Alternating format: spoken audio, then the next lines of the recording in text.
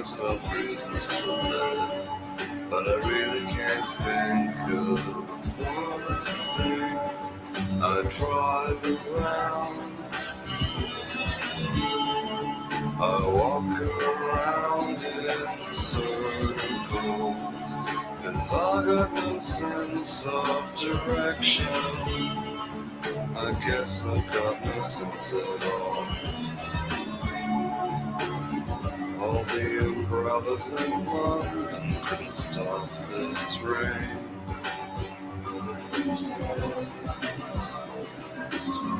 And all the dope in New York couldn't kill this pain.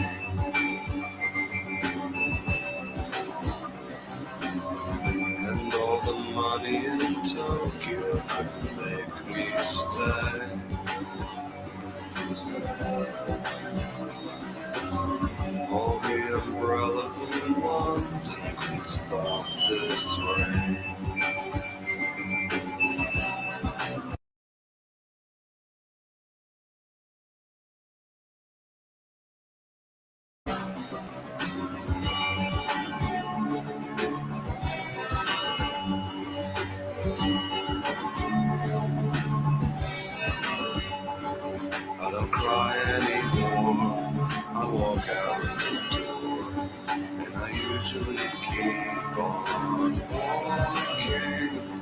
I may sit in a bar where the cocktails are, but I really don't feel like talking.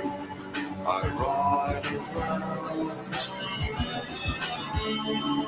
and when the darkness falls, 'cause I got a sense of perfection, and nothing makes much sense at all. All the umbrellas in London can stop this rain.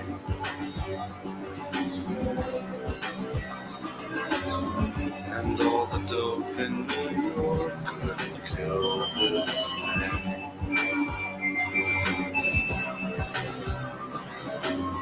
And all the money in Tokyo could make me stay.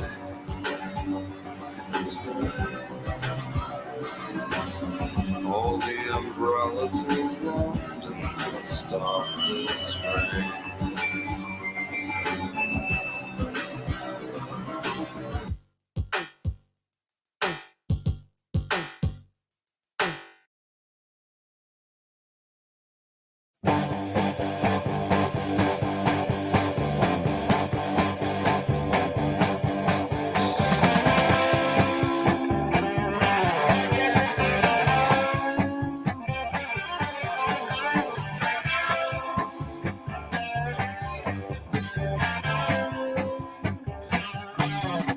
So grab your rose and ringside seat. We're back home at Connor's Bar.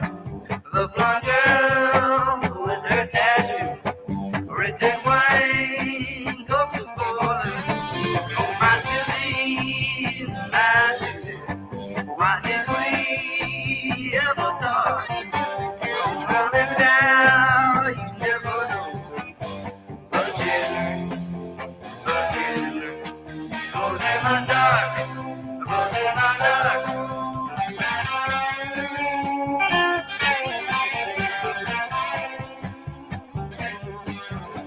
And underneath the black light, underneath it all, 4 and 40 redheads come to doom or dawn, with threats of gas and rose motifs. Their lips apart like swollen roses, their tongues extend and then retract. A red cap, before the kiss, before the kiss.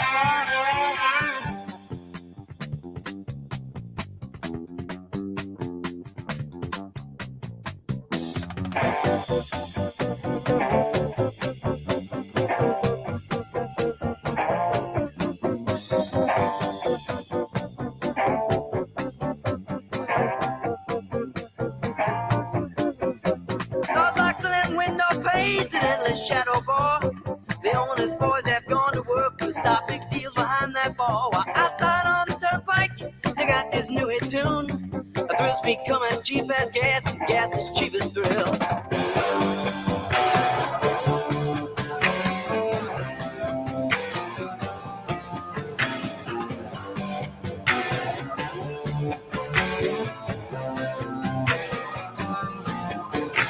One good and mundane here at last, expect to cross one more. Let your rust invisible, beware the limpid cat, whose black teeth grip between his jaws, stir up fully bloom. A rose and not from anywhere that you would know, or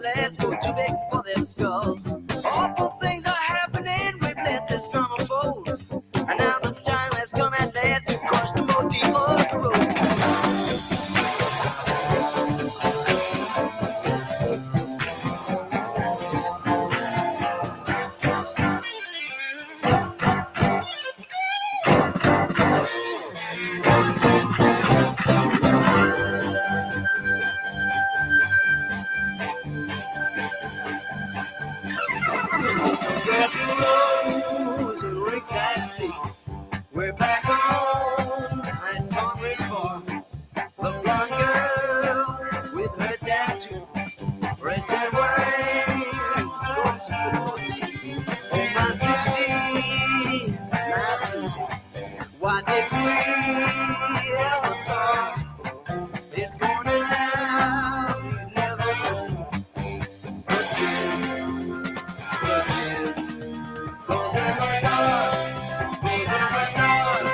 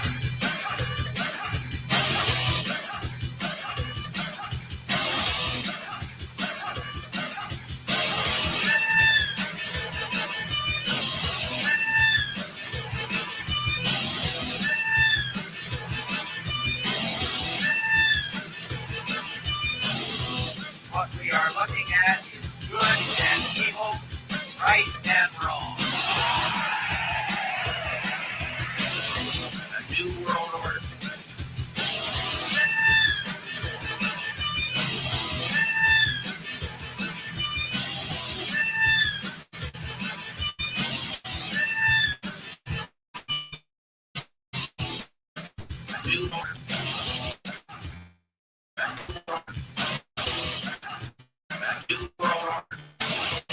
not about to make that same mistake. I do more.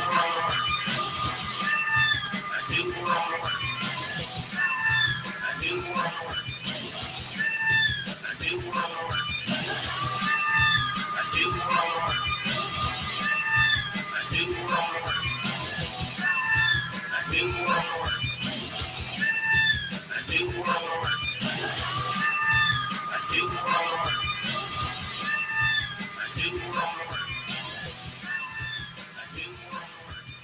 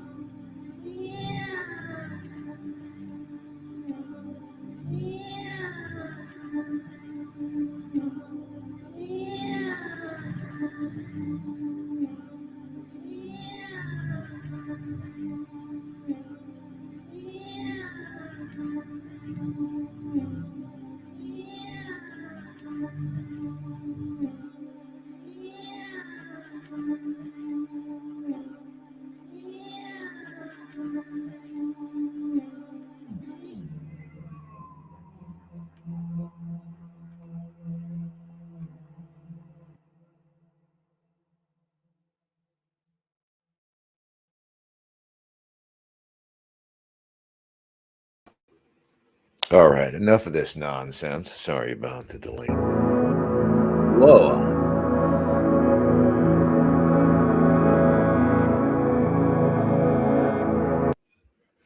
That's Casino versus Japan there. Okay. It's a little early. It's about 10 minutes early. The plan was to go at 8 o'clock. Good to see a couple of people waiting around. Wanted to talk about a few topical things. All right, I'm going to grab a ginger ale. I'll be right back. All right, and I'm going to try not to screw up with the mute. Anyway.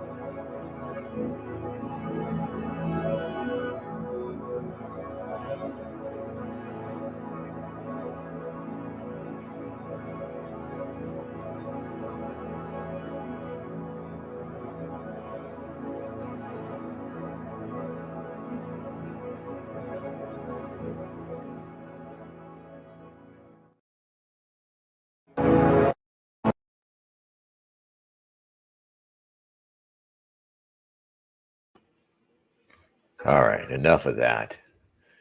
Let's see if we dare go on camera. All right, welcome out.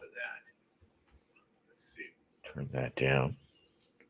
I see that we're broadcasting, and it's good to see there's a couple of people here. Still in single digits. I do, in fact, have a ginger ale. This is what I'm drinking now. Never would have thought it. But it doesn't have caffeine in it. It gives me the illusion that I'm pepping up with a soda. It's still fizzy and has some sugar in it, but what do you want to do? Live forever? All right. Thank you very much.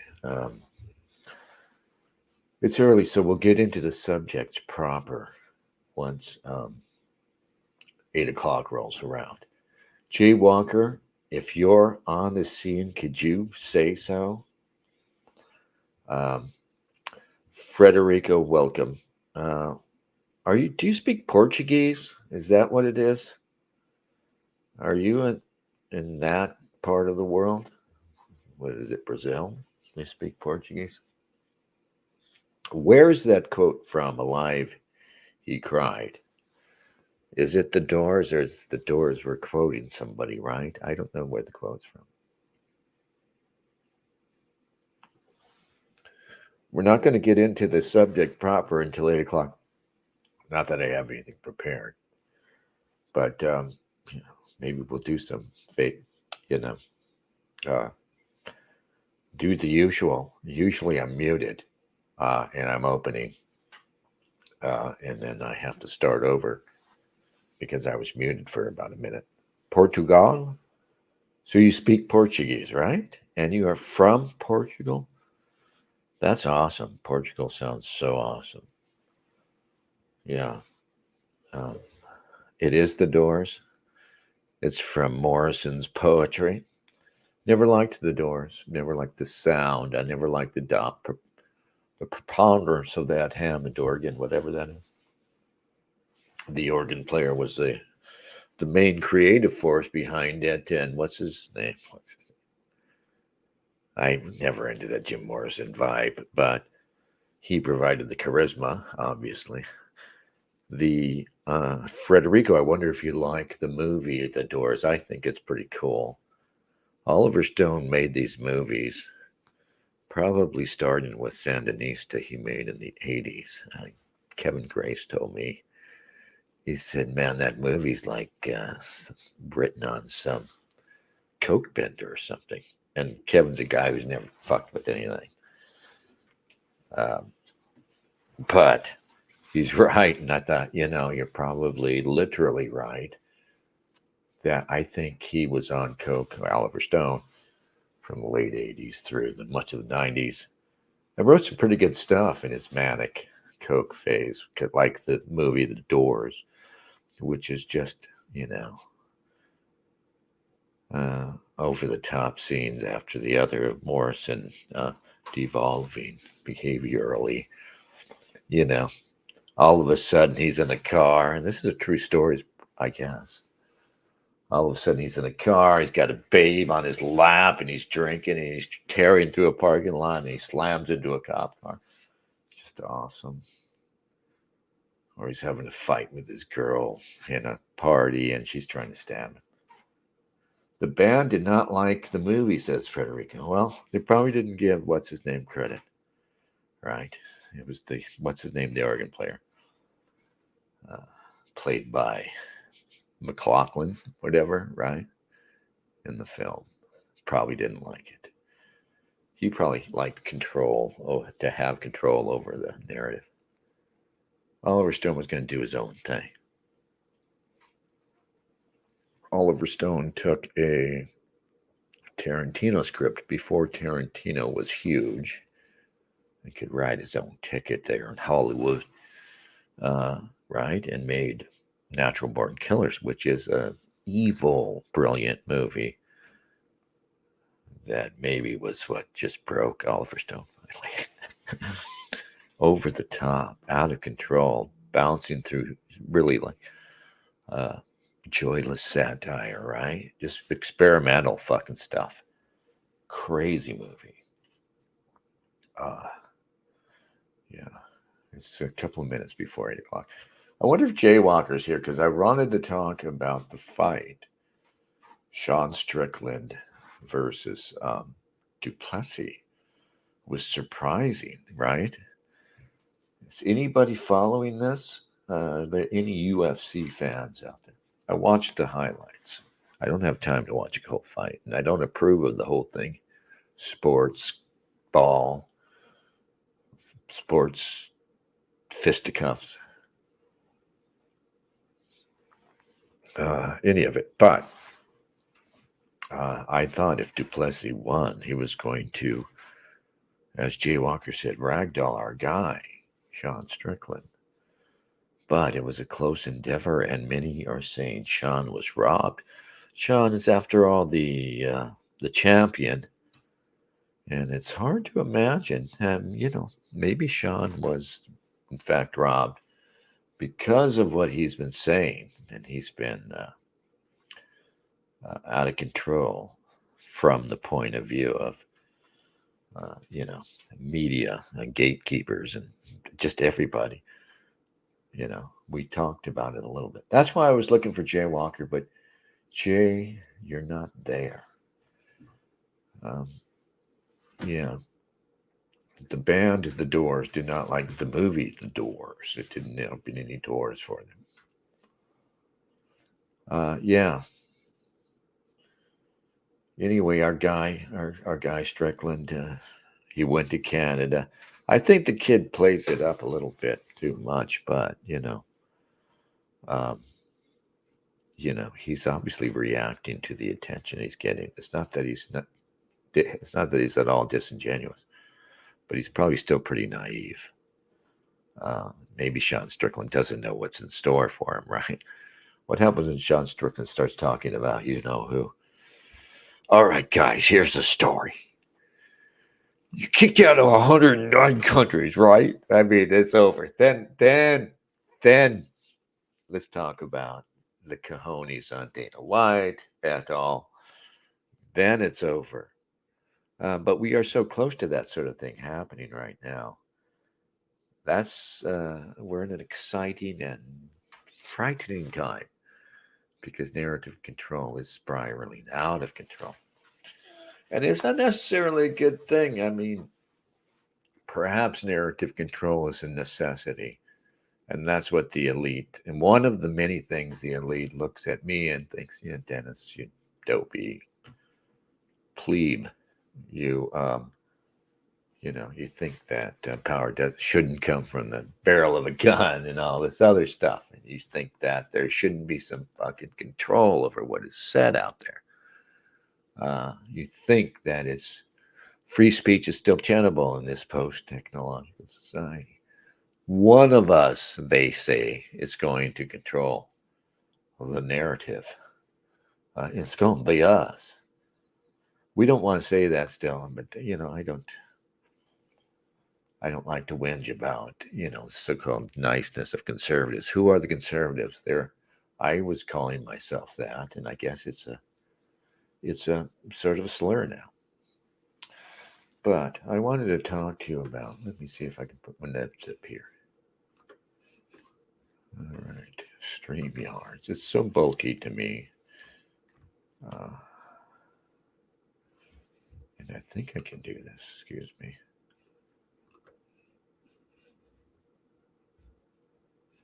Where is that? There it is. Share this tab here. That's what we're going to do. All righty. We are all Palestinians. Now, I was just going to write this, and I couldn't get it written in time, but I wanted to do the broadcast anyway.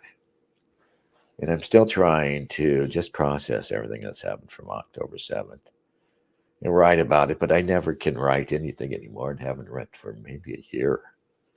Written anything, even though I was doing it like habitually. Nobody almost was reading the stuff. But I was still doing it, just like, fingernails growing on a corpse. You still have it, But I wanted to talk about Benjamin Netanyahu. This is going back to what Bibi said immediately, and it's also an interesting aspect of what I wanted to.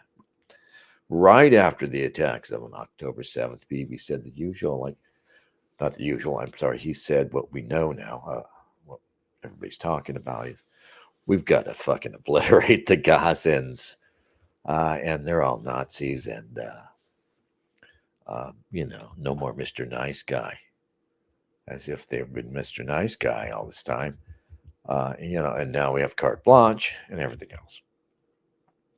But he also said, of course,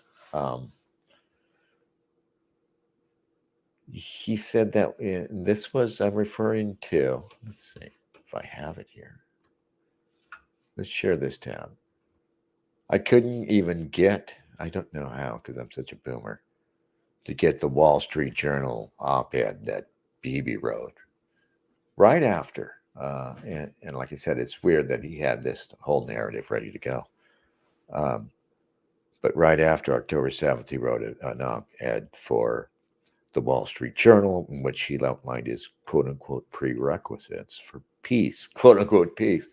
And peace, I guess, is, when they're done clobbering them right now at some point, that will be peace. And what's peace going to look like? One of the things, of course, I'm sure other people noticed it. I don't know if I saw anybody note it at the time. One of the things he demanded was that they be rehabilitated. They're thinking, go and get your head right, boy, about your thinking regarding the Jews, just like Germany and Japan. Netanyahu noted in his op-ed how they got their heads right after the Holocaust, and of course they're calling this not a Shoah, just a little Holocaust. It's the worst thing that's happened to um, Israel, the worst day for them in any conflict, the most devastating. Excuse me, just a moment. I gotta check something.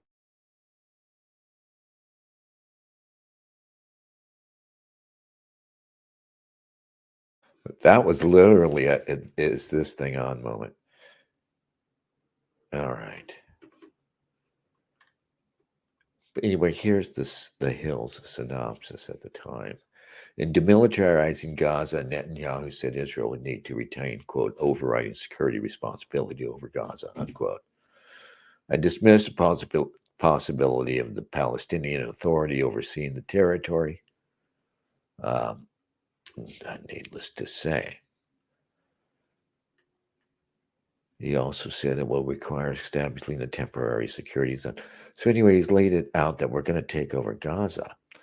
And then he says, to de-radicalize Gaza, Netanyahu argued change would need to come from leadership as well in what students are taught in schools.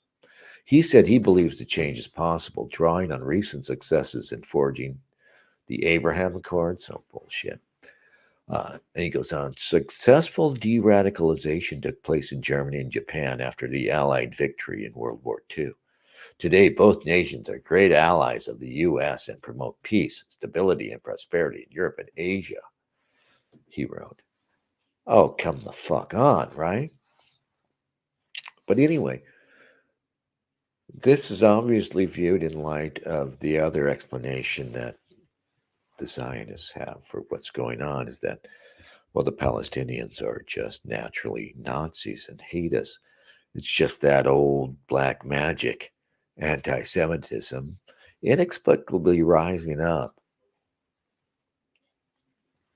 That's been the argument, of course, from Israel and its sort of retail defenders, Douglas Murray and Victor Hansen and other people. But it's insane because they're presently, they've taken out like 20,000 of the much smaller Gazan population, and they're trying to just wring them out. And I don't know if I'd call it a genocide, just an ethnic cleansing, really. They would like the Palestinians to go away, but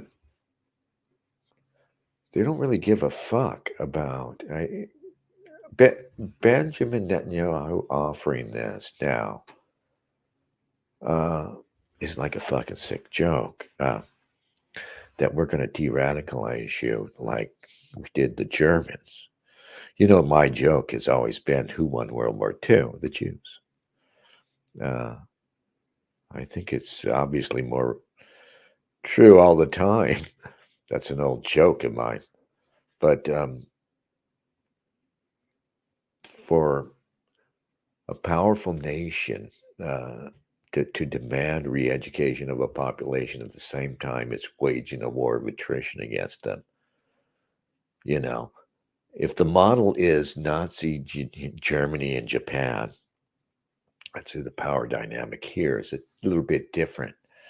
If I was prone to the Nazi fallacy, I'd say it's like the Third Reich demanding the re-education of Jews surviving the Holocaust. But I don't, If I used those words the way you're supposed to use them, that would be the obvious joke. So October 7th is another show. So the Palestinians are to be treated like the West was following the original. The demand is meaningless. As Netanyahu certainly understands, he at least intend to be rid of the Palestinians. They don't intend to have, whatever tiny population of Hellas are left they're going to be re-educated by circumstance. Like I said, it's a sick fucking joke from Bibi.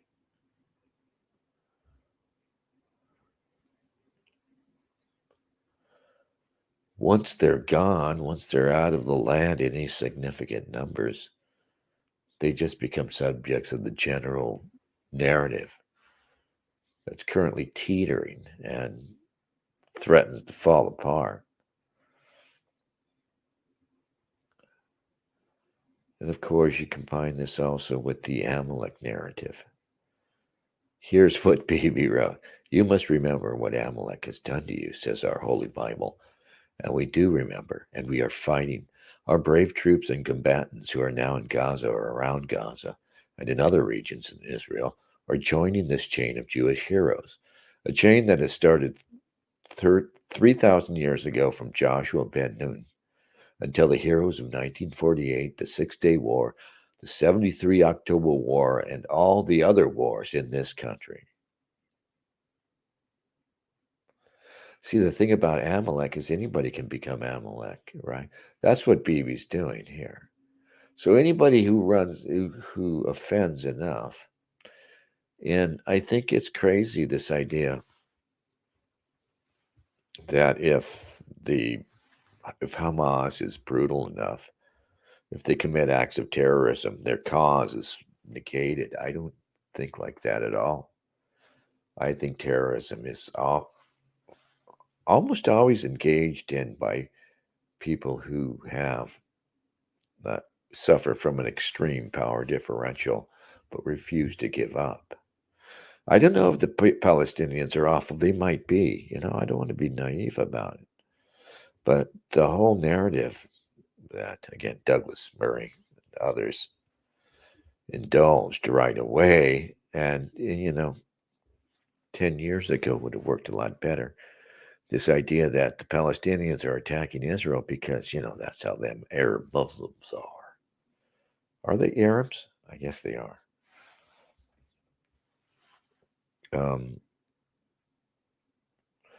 And, I don't know about that. I honestly don't know about that. I don't even know anymore. This sounds awful. It sounds awful. I don't know anymore if I think that Arabs are even any more prone to terrorism, really. It's just that they've been on the.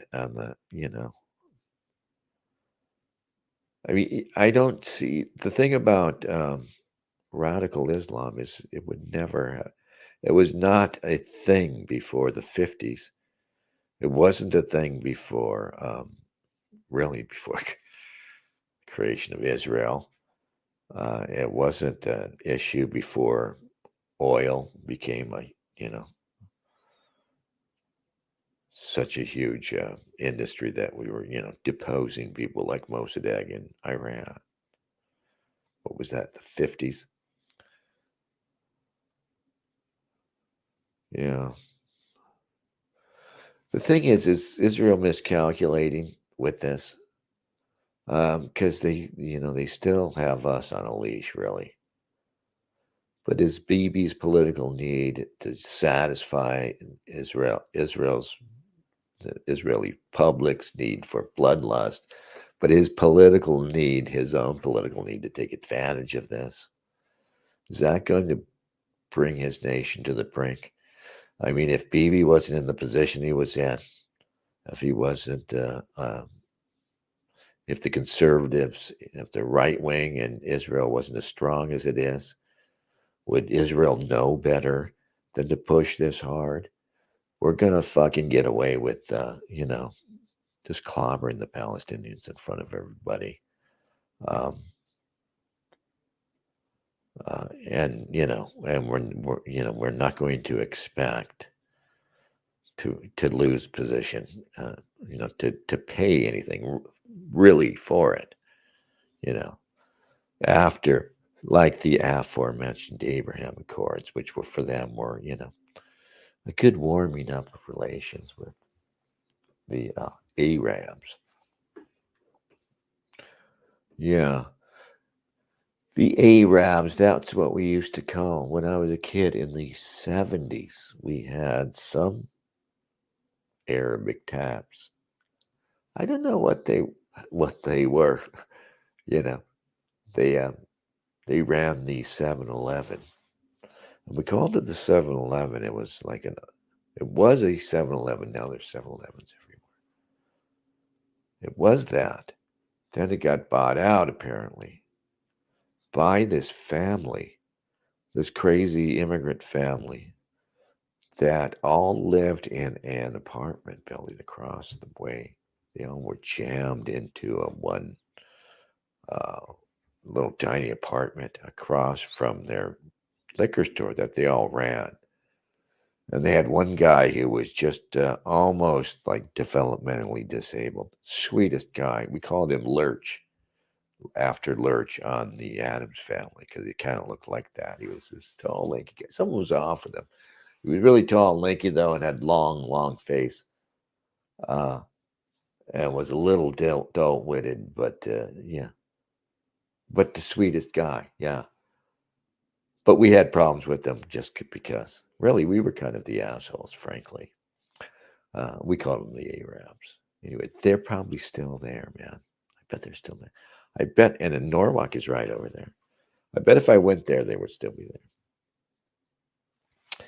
Anyway, Bibi wants to re-educate the population that he's currently treating in Gaza.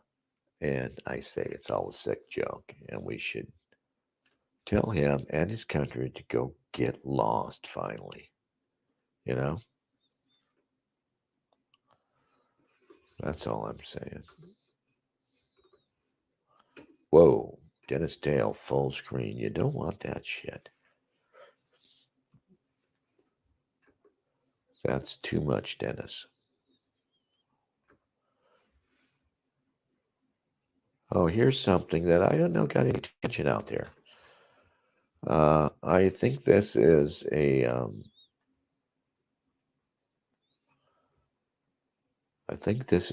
hate crime against the Hawat people. I didn't get a look at this person. This is the person, right? Can you see? 6 people are recovering this morning after a seemingly random crime spree in Prince George's County last night. Really scary stuff. Just after 11 p.m., police confirmed they took a woman into custody in connection with a series of stabbings and hit and runs. Jess Arnold joins us live from one of the scenes on Ritchie Road in Capitol Heights. And Jess, 2 of the victims suffered critical injuries. Yeah, both of the stabbing victims, one of them, police say, was a 15-year-old that a woman had hit with her car along Ritchie Road here, then gotten out and stabbed, leaving them with critical injuries. The other one, I want to is a see the man who was stabbed about 8 suspect. miles away, and about an hour and a half later, at least one of those victims was still in critical condition. At Somebody last send me check some with cigars, police. please. I want you to take a listen to some of this police scanner sound from one of these stabbings. A large laceration on her wrist, and we're trying to get the piece in the stab wounds to the chest. Now here's a look at all 5 of the scenes of the 2 stabbings and 4 hit and runs. They span from Capitol Heights to Landover and Lanham. Police say the spree started around 5:15 last night, with the In the last nation's one at capital. 6:35 p.m. Now, they put out the call for help to find this woman as a person of interest in the attacks around 8 p.m. and said they found her just before 11:30 at night. Now, police say they do not believe that the attacker and the victims knew each other, making the deputy chief who spoke that's last a night pale-skinned. this fear of the crime spree last night to that I mean, of look at the Texas hair, right? sniper 20 years ago. Unfortunately, this does appear to be a random act, but again, we're in the preliminary stages of the investigation and just trying to piece everything together. I don't know, my brother. We're still working to learn more information about the attacker, any more details We about don't this know. attack, She just. how the victims are doing, how they found this woman they have in We have custody. questions, huh? What? The police did say that they expect to update us at some point today, so we'll Oh. pass along any new information as soon as we get it. Guys. That sucks. That's We look like forward to that. Jess Arnold, we thank don't you so have much. anything for We'll you. continue to follow this breaking news, of course, for updates. All Yeah. women. All women. Oh, of course, some craziness is going on with Vince McMahon. I don't, care. I'm not even looking. Apparently, it's really bad. The allegations. That's the thing, though. If allegations against you are bad enough, you don't have a chance. What can you do? So if they could just float it,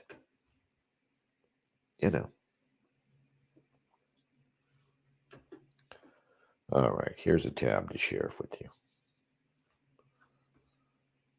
And speaking of floating, Transgender female swimmer 50, reports the Toronto Sun, uses change room with young girls at Barrie event. What? Girls from age 8 to 16 in a Swimming Canada sanctioned swim meet in Barrie last week. I don't know where Barrie, Canada is. Not only found themselves in the same pool as a transgender female swimmer, but in the same change room too.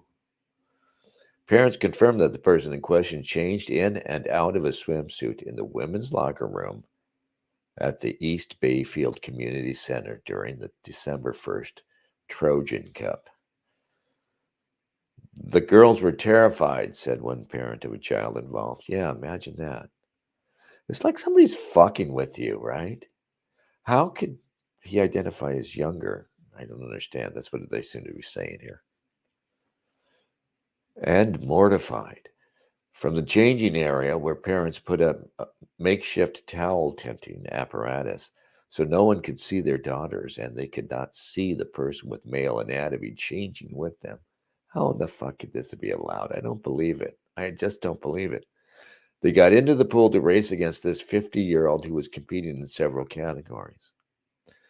The whole thing is gross. That's the Toronto Sun report. The whole thing is gross. Quote, it's also confusing for the kids, said one parent. No one is comfortable. Everybody's accepting of all people, but them swimming against their kids and being in the locker room with them is not appropriate. End quote. Around the pool or at York University, Nicholas Cepeda, now goes by Melody Weishart. Swimming meet stats show Weishart, who has not so far responded to requests for comment or clarification from the Toronto Sun, has been competing against girls since 2019.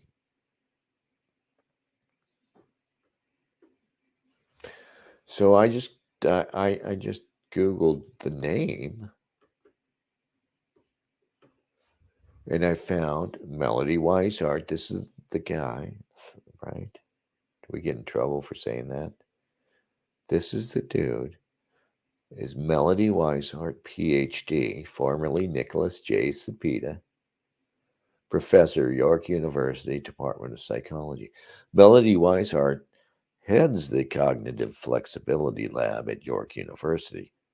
We study methods for, and I think that's the pronouns, we study methods for improving educational outcomes, including the spacing effect. Currently, we are investigating whether the spacing of learning episodes can improve development and long-term retention of critical thinking skills in STEAM fields, such as physics, mathematics, computer programming, and musical performance. Recent studies investigated whether spacing was beneficial to improving media literacy skills, including website evaluation. Interesting. Other recent studies examined song learning, including melody and lyric retention and piano playing. Separately, we are developing and validating a new socioeconomic status scale. This scale is designed to cover SES in a more comprehensive manner than most previous scales. Our aim is to help researchers in psychology, epidemiology, medicine, and other fields understand the impact of financial and social influences on their measures of interest. Financial and social influences. A third line of research investigated the theoretical structure of task switching processes. Our executive function research has investigated the relationship between executive function and bilingualism and potential effects of music and dance training on executive function skills. It's all actually very sinister if you think about it. Anyway, that person is somehow, I don't know how he's allowed, but this person is also out there thinking, yeah, I am a girl and I should dress with the 13-year-olds. Yeah, there used to be something called Family Fitness. Now it's 24-hour fitness. It was Family Fitness because you could bring your kids on the weekend, and I had a membership. And I would bring my daughter, who was like 10, to the gym to swim in the pool. I guess it's gross, right? I don't know why we did that. But I would have to send her in the ladies' room by herself, and she was cool with it. But that's fucking weird, right? Can you imagine doing it now? Yeah. Anyway, Melody Weishart is there to talk to your daughter about being a woman. Let me tell you, Heather, as you get older, you're going to have these feelings. Yeah, okay, Melody. Melody. Oh, God, Melody. That was my first sort of girlfriend. I was so petrified. Melody Hall. I was so petrified of her and her father that I never even kissed her, really. But that was the first, like, girl. I was, like, almost, it was like 7th grade, and I was a late bloomer, really. And it's sort of my girlfriend.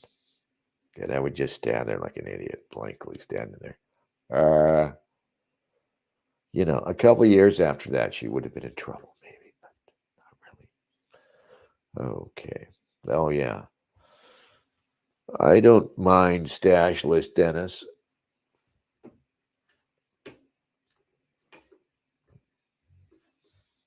I mean,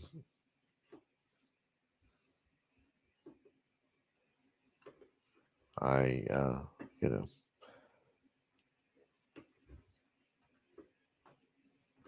don't like looking at myself is the problem. That's all. Yeah, so Vince McMahon, I haven't even read the stories. I know there's some like horrible allegation. And I don't think we're even going to get into it. Federico mentions that Biden is supposedly seeking a 2-state solution. Is he really? Oh. We just sent them a military package. That's ridiculous. Bunch of fighter jets and stuff they don't really need for Gaza, by the way. And I noticed, should I try and find it now? Anyway, this huge military deal just went down, providing them with like a squadron of, I don't know, maybe they were F-35s, whatever the latest. We've always given, like, we sold F-16s to Saudi Arabia years ago, and it was some controversy around it, right? But at the time, the F-16s we were selling them did not have the up-to-date technology, and were frankly obsolete compared to ours and the F-16s we sold to Israel. Now we're giving them, our best fighters, giving them over. And it involves a company that is an Israeli parent defense contractor that has a fucking an American division that got the deal. It's also fucking corrupt and needs to stop. I don't know what's wrong with you people. When is one of you going to stop it? Oswald, Federico. Where's Jay Walker? I want to talk about the fight, Jay.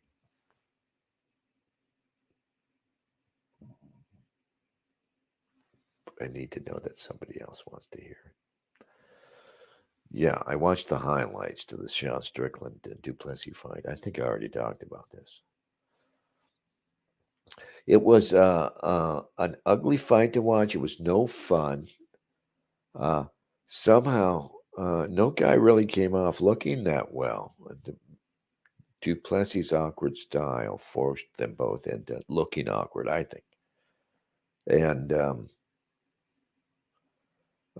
it wasn't an exciting fight. It was hard to watch. At the same time, it was brutal on these guys. They were both so banged up at the end of it. It was like, what the fuck? The guy who won has a big swollen eye, and he's just really banged up.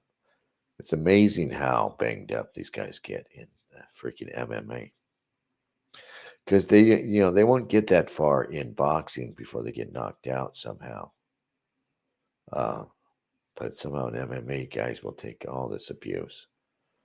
I think is what's happening. But it was no fun to watch. And Strickland being the champion, frankly, probably should get the decision in this fight. That was just too close to call. And you do wonder if maybe he was taken out for being too frank, even though Dana White supports him and the UFC remains implicitly the only dissident right institution out there, for lack of a better word. The only place where you can speak your mind, sort of like Twitter, if Twitter was genuinely free now. And of course, we probably are going to lose Twitter soon enough. And not just because Elon has been dragged off to Auschwitz by Ben Shapiro. What a public humiliation. And what a humiliation, right? I'm going to have this midget's going to drag me off to perform this ritual. I always say, and soon I'll be gone, lads. And I hope you remember what I always say, which is what would have saved us if we only could allow ourselves this attitude like any people would, that we don't care, Holocaust, slavery, whatever so-called sin you say we've committed. I don't care if it's the greatest sin in the world or utter hoax. It shall not change one bit how I think about me and my ethnic group and my racial category and people, Western culture, any of it. It's absolutely absurd, But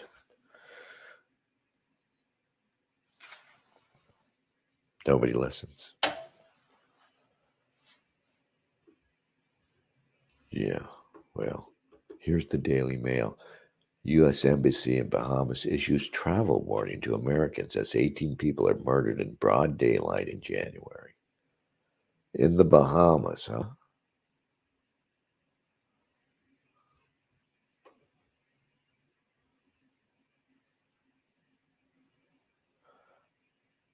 Oh, 18 people, not 18 Americans. I was reading that as 18 Americans. The Daily Mail used to be a lot better. But obviously with Ukraine, they're very conventional. But they used to have this tendency, the British thing, British tabloid mentality, served somewhat over here, sort of like Drudge when he was supposedly right wing, promoting Trump right before the weird switch that went on with him. It was, at least a good place to start for news. Not that the publication was really that respectable, frankly. Now it's just awful. It became awful with Ukraine. It's awful with what's going on in Israel and Gaza. I haven't even started in on this Gene Carroll thing. And it's taken up, yeah, you've seen this. It's taken up the cause of this recently executed guy. I don't know what he did. A man was executed. It supposedly took 20 minutes for him to die in this new method. And I'm not seeing it at all on the front page here. All right. I was saying earlier, I think it's a black woman who took those people out. Here's the mail, and the mail's still coming through. Thank you, Daily Mail. Still coming through by showing us the pictures. I think this is something that Steve Saylor was pointing out years ago. You go to the Daily Mail to get the pictures that'll tell you the racial composition of the many wild acts of violence that rise to the level.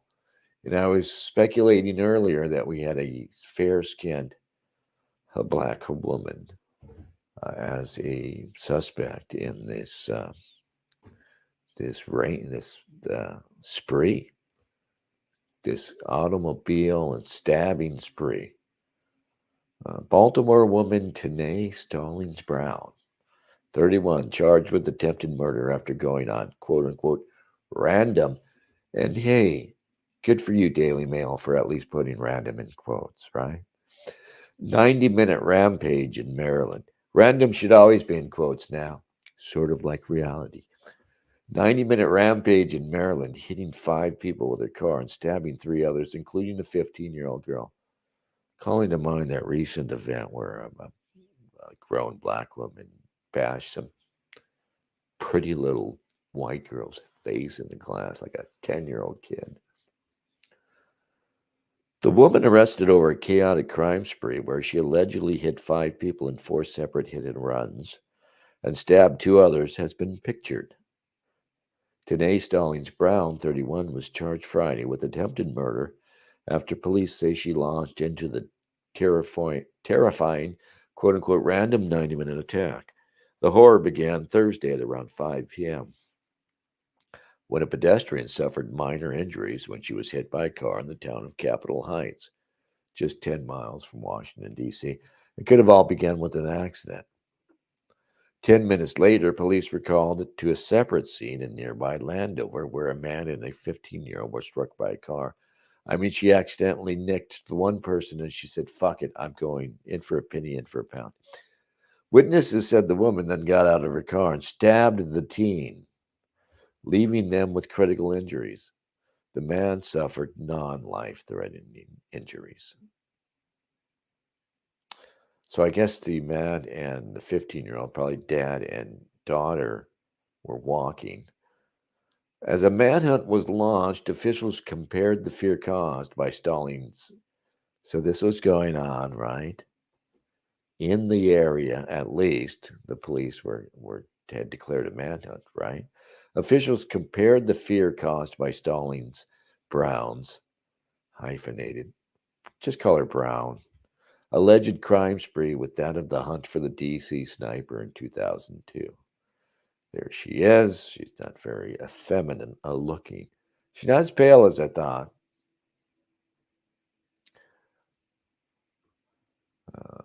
Righty, so following those first 2 attacks, police say Stallings Brown returned to Capitol Heights and she struck another man with a car at 5:30 p.m., leaving him with non-life-threatening injuries. She's not really hurting anybody.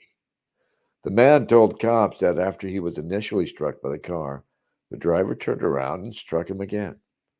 Within minutes, another man was hit by the same black Chevrolet Malibu that cops say they used to trace and arrest Stallings Brown. An hour later,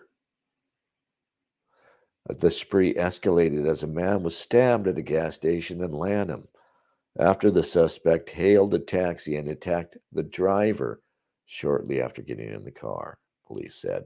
The taxi driver's injuries were described as critical by authorities. Local media showed the car being towed away from the scene. After that stabbing, police released a description of the suspect and the car, as investigators quickly ascertained that the suspect was a woman driving a dark-colored sedan. According to a press release from the Prince George's County Police Department, the vehicle was next seen at 10:50 p.m. when deputies say they pulled over Stallings Brown after watching her enter the car. Officers on the scene observed the car had significant front-end damage and a smashed windshield, per the release. Despite the crazed nature of the crimes, officials did not establish any motive for Stallings Brown's alleged rampage. Following the arrest, Baltimore Police Department Chief Malik Aziz, that's the brother we saw earlier if you were watching, said he was proud of the quick work officers made in containing the suspect, with the manhunt lasting approximately 6 hours. Maybe, I don't know. Yeah. No, that's Deputy Chief James McCreary, not Malik, that we saw. Anyway, so there you go. Possible hate crime. Or just, a sad story. A familiar story. Frederico says you have to go on SJJ's channel someday and save the poor guy from Claire's nagging. All right, we're going to watch a little of, because I think I can find him. Stephen J. James, right? I have to vet this person. Oh, yeah, it's the guy who just shows like the top of. I don't like him. He's got that hair. Right.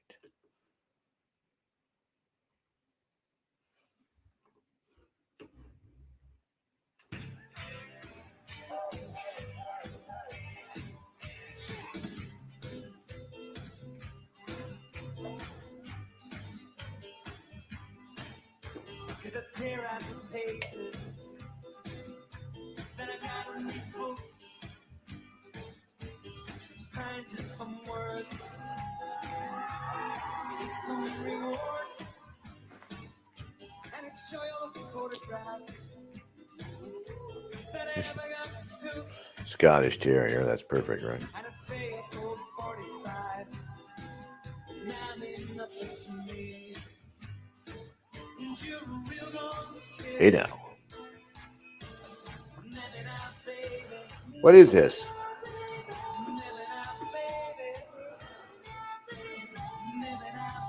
I don't know what's going on. All right. Okay, there's Friday Night with Claire. 6 hours ago. Okay. Let's see what they're up to over there.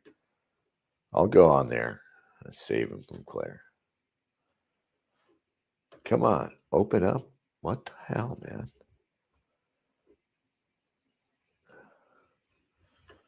Anyway. This is not working.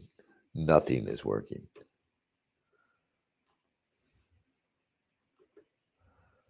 All right. We're all animal lovers here. I appreciate that.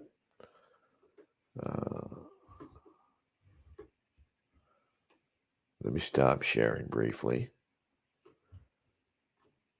Try to get this to work. Excuse me. I was trying to share that. Maybe you can't. Let's try this.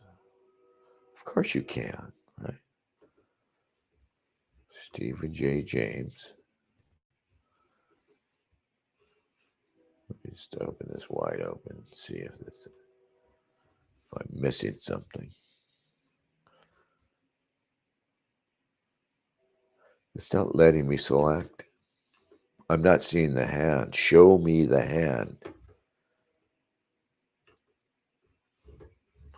What if I try open another window?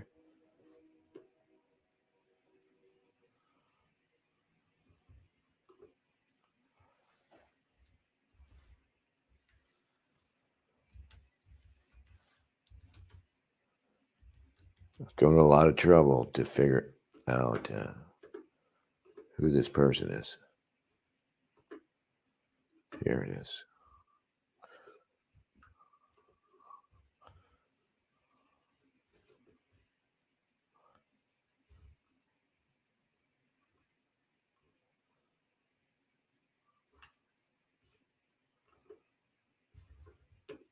I guess that's it. All right. You were DMing me about him, weren't you? What's going on there? Not at all.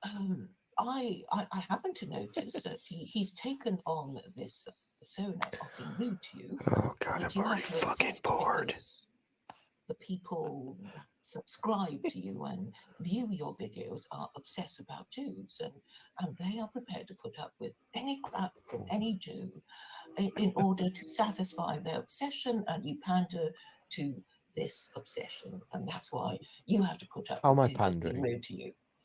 How am I pandering to it? It puts me in a tricky position. It puts me in a tricky position. Honestly, the truth is, I don't know how to handle it.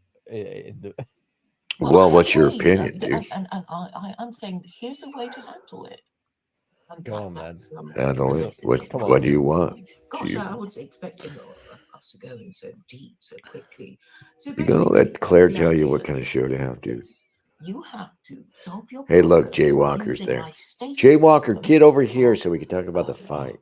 problem solving, and No, maybe this isn't you know useful. why not?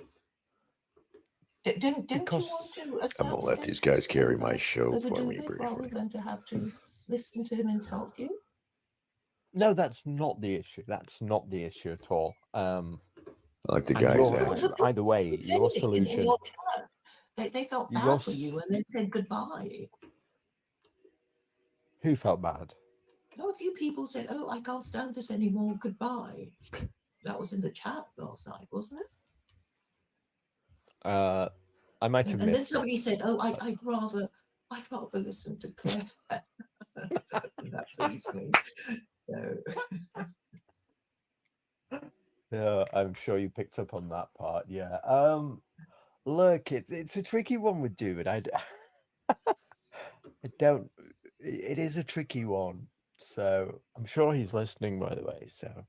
Well, he has already posted in the chat. He Oh, may right. even, Yes. come in to defend Look, himself. Or just to call me a dumb guy again. Who knows? Look, it's very illuminating when he does that. Well, so, it's very like I say, Illuminati. it's not necessarily a bad thing, but no. But Can we have things something he other does than do talking it, about so David? I think I'm you jealous of shouldn't, David. feel too bad about it. I mean, if you watch him God and damn Jen, it! What the fuck is happening? We're sucked he into a was time making a warp. point of being rude It's to 4 or her, and 5 I years thought, ago. wow, this is, and she's taking it. What the she's fuck? taking it and asking for more. And, well, look, it's a tricky Claire. situation no, it's because okay. I mean, we put ourselves, well, here's in the the thing. pillory.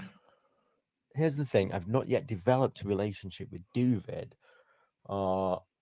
that's like mature. Okay, so it's in its early stages. Okay, and it could be something good. Certainly at this stage, it's like something that half the audience is gnashing their teeth at.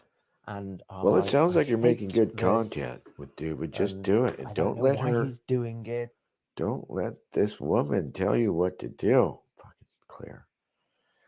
I hate Claire because I'm now ready to accept Islam over certain alternatives. She's still there pounding away that ridiculous secular corness and bullshit.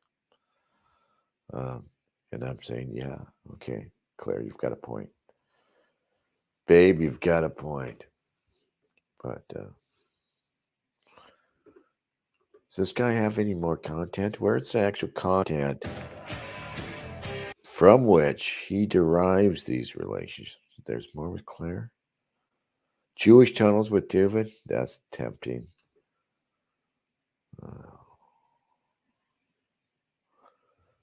Maybe.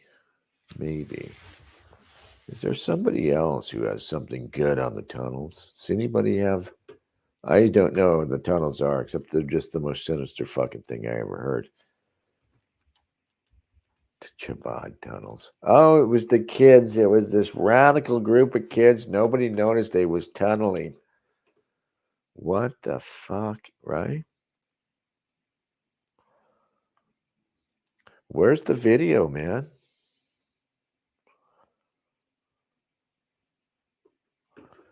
Here's the conventional take from NBC. I can't vouch for it. Learning more tonight about the secret tunnel built under a famous synagogue in Brooklyn. A 60-foot tunnel was found right underneath the Chabad Lubavitch World Headquarters in Crown Heights. Chabad Lubavitch. That tunnel was shut down. It was filled with cement. But before all that, a brawl broke out this week People got arrested when police showed up to seal off the tunnel. We don't do that in why the tunnel was America. built in the first place, All right? that is still being pieced Idiots. together. News 4's Andrew Sipp live on Eastern Parkway now, where there are safety concerns also for other buildings in that area, Andrew. Right, Adam. Although we've learned in the last hour or so from the city buildings department that they have successfully shored up all but one address adjacent to this synagogue. One building, 304 Kingston Avenue around the corner, does still have a vacate order because of fire safety concerns. But as you indicated, the controversial tunnel that the buildings department discovered has been sealed and filled with cement. Start with a famous address, 770 Eastern Parkway, headquarters of the Orthodox Jewish Chabad Lubavitch organization. This is understandably the most recognizable Jewish building in the world. Oh, now add in a famous religious leader, Rabbi Menachem Schneerson. He died in 1994, but remains such a powerful symbol that a group of students here seemed convinced the late Rebbe had commanded them to expand the basement synagogue, subject of a decades-long real estate dispute. They actively knocked down the wall separating the synagogue with a nearby basement, and that's what got all over the news. The result, a makeshift tunnel that you may have seen on social media this week. It also got the attention of the city's Department of Buildings and led to several arrests for criminal mischief and reckless endangerment.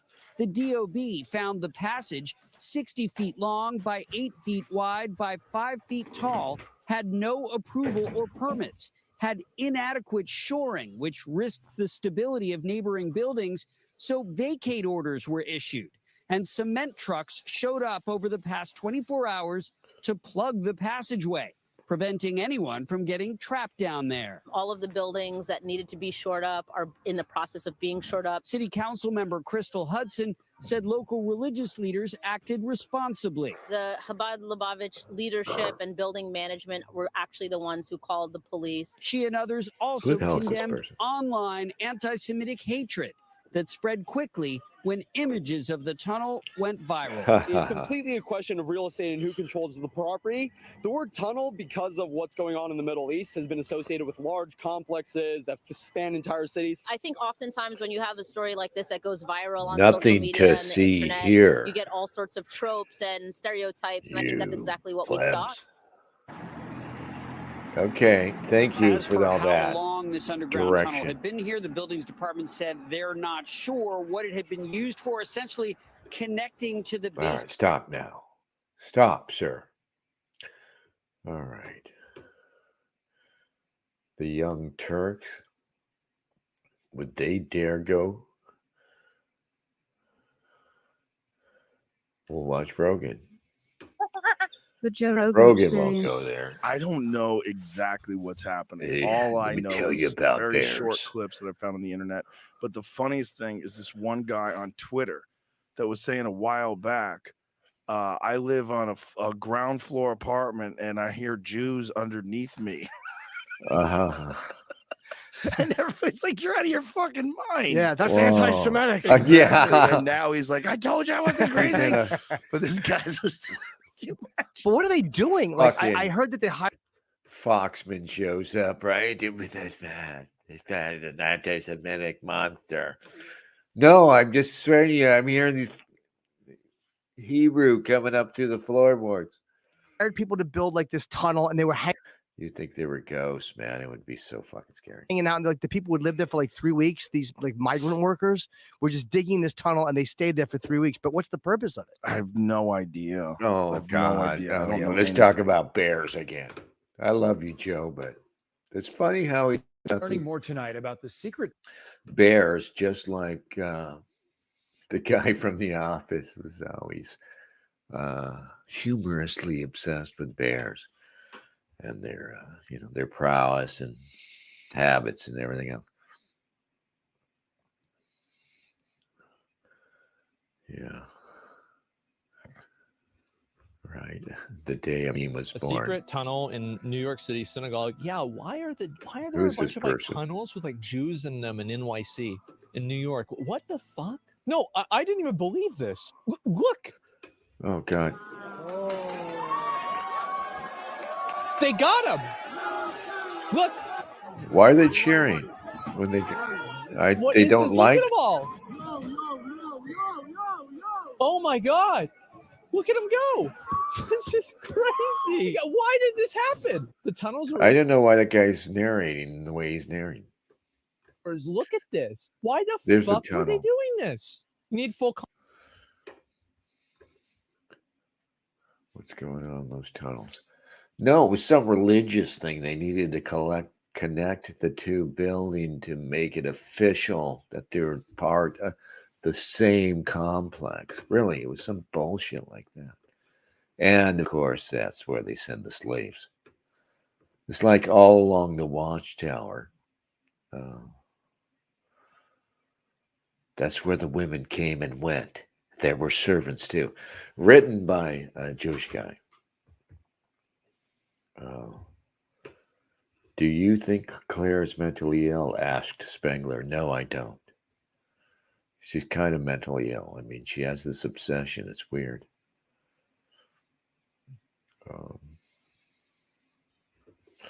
I just want to see the raw footage of the tunnel brawls and all of it. There's got to be more, right?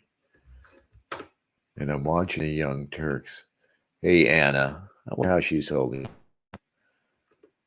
Of a secret tunnel eventually led to a massive There she is. inside a Soften the voice, honey. Brooklyn, New York.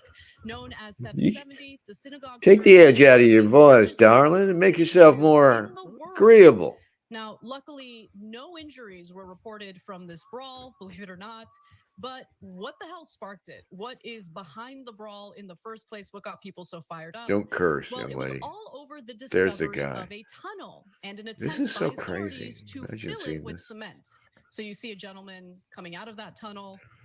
This isn't in the Middle East, guys. And This he is in runs Brooklyn. away. Okay, this is in Brooklyn. So the tunnel was discovered just last month when neighbors to the synagogue reported She's very suspicious step made up. sounds coming Look at how much underneath she's their wearing. homes.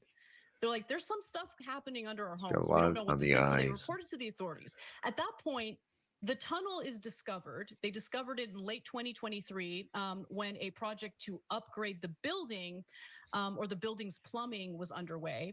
And so neighbors of the building reported suspicious noises under their homes with the discovery Yeah, of the okay, tunnel. Anna, Many knock began it to off. Here's more blacks behaving badly. In a vicious attack on a school crossing guard. And tonight, police say they have the women behind it. I hate that. These women could take me out too. I just hate that. Bitches. Trying to keep kids safe. Yeah, it was a case of hurting someone just because she was helping someone. This guy's And right vibe now, is the really three weird. females being held Right? here in the ladies' lockup This guy's here at vibe police is all headquarters. aging What happened was a female homosexual. student had just been beaten badly herself by these three, and then asked the school crossing guard, "Can I borrow your phone? I'm going to call my mom and help me." The attackers then turned their attention, their fist and their feet, to the crossing guard just because she lent a crime victim her phone to call for help. Oh. I couldn't believe it. I couldn't believe that they would do this to Ah. someone, someone who's out there trying to protect children every day of the week. Veteran detective Frank Banford has seen a lot Every of day of days the on week, streets, yo. but was still stunned seeing Look the at that. surveillance. That's a from woman? Cecil B. Moore Avenue, November 30th. That's a outside powerful school, looking of three figure. females kicking, stomping, and pummeling a beloved 29-year-old school crossing guard. I want to see the just because crossing she lent her guard. telephone to another young girl who had just been attacked prior, so she could call for help. The viciousness of it. I mean, they were trying to inflict some injury. They were boots to the face. Yeah. I mean, kicks all over the body, punches. It's funny, the white experience of black people has been first this recoiling at white people being exposed to just how hard black people are, how quick to violence, how effective they are with it, and how they don't know how to fucking measure it, right? This rage, and now, of course, everybody's dull to it. That's the last half century, though. I have this whole theory. The Dirty Harry movies were really about our reaction, white America's reaction, lapsing into the 60s, that confident post-World War II America. a tragic confidence because it really enabled civil rights movement and all manner of stupid fucking things. But that confidence meeting the reality of black violence clear in the streets, a humiliating thing for white people that gets lost in all of this. The raw humiliation of it was sublimated and dealt with by, was it Milius in Dirty Harry, right? Openly fantasizing that just one capable sharpshooter in this Wild West atmosphere was all really talk and an abandonment of, that liberal, and my gosh, prophetic, Dirty Harry, you were prescient. Media Hits asks, what's up? Is Claire Kahn here? How fucking dare you? Go watch her, man. If you want Claire Kahn, you can avail yourself of her, sir, I'm sure, out there. We were watching clips with, so somebody recommends Stephen J. James, and apparently he only talks to Claire Kahn Duvid. Yeah, so maybe he'll talk to you, Dennis.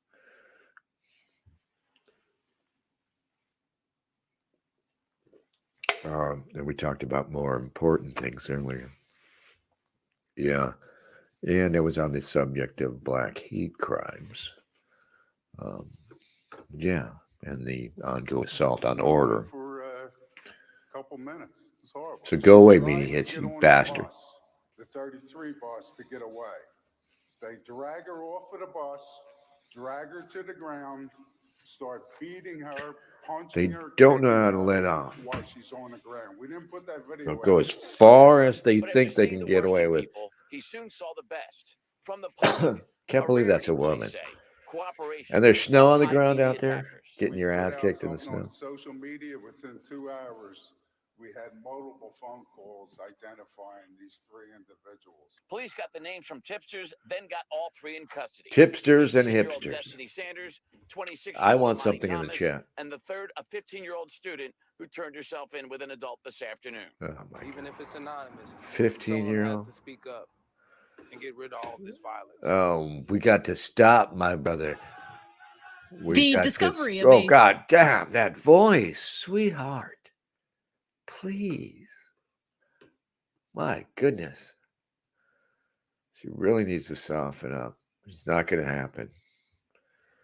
She's, we back in the day, we would joke about how this woman needs a good rogering. That's what it is. I don't believe it. I don't believe it. I mean, whether or not she's getting a good rogering, there are deeper problems that lead to female rage that just encompass sex. Hey, visionary. Hi. I was about to take a break. I was about to give up, but the visionary, the companion, is here. It's good to see you, my man. I was looking for something. I forgot.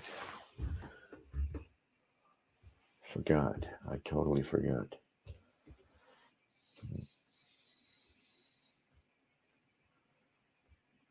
Yeah.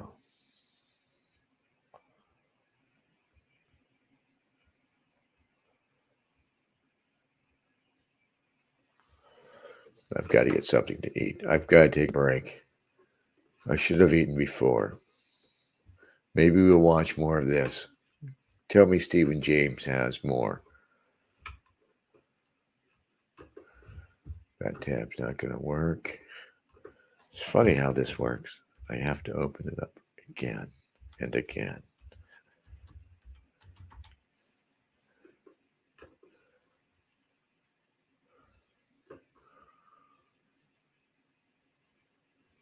Okay, somebody wanted Claire.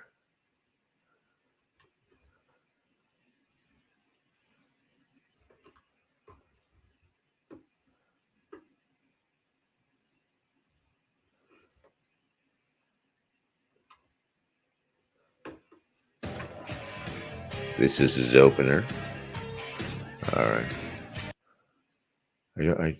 trying to skip it, but here we go.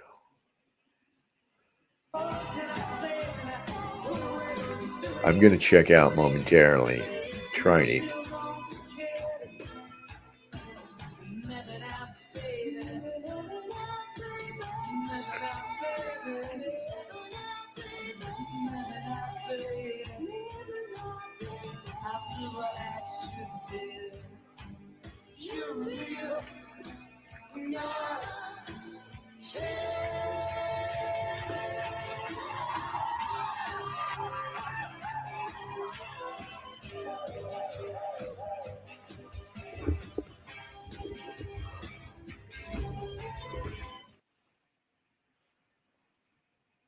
Good evening, everybody. Thanks for being here. It's Saturday night. Claire Court's here too. Thanks for coming, Claire. Hello, everyone. Claire, would you like to tell everybody what you've been up to, why we couldn't do a show yesterday, and that while I check the volume levels, please? Thank you very much. You were the one who reminded me about the final Quran interview, which was on the 19th yesterday. I have said in previous years that the last Quran could be on Epiphany, but Orthodox Epiphany was actually 19th of January, and that was the last one. And surprisingly, it was the the second most viewed Quran of all of them this time round. So I was pleasantly surprised. Yes, the first one being Thomas Barden Rees. Thomas Barden Rees. However, I think you're mistaken, actually, madam, that it's not the second most viewed. I was obviously the second most viewed. You just didn't forget that I existed. You just did it on my channel instead of yours.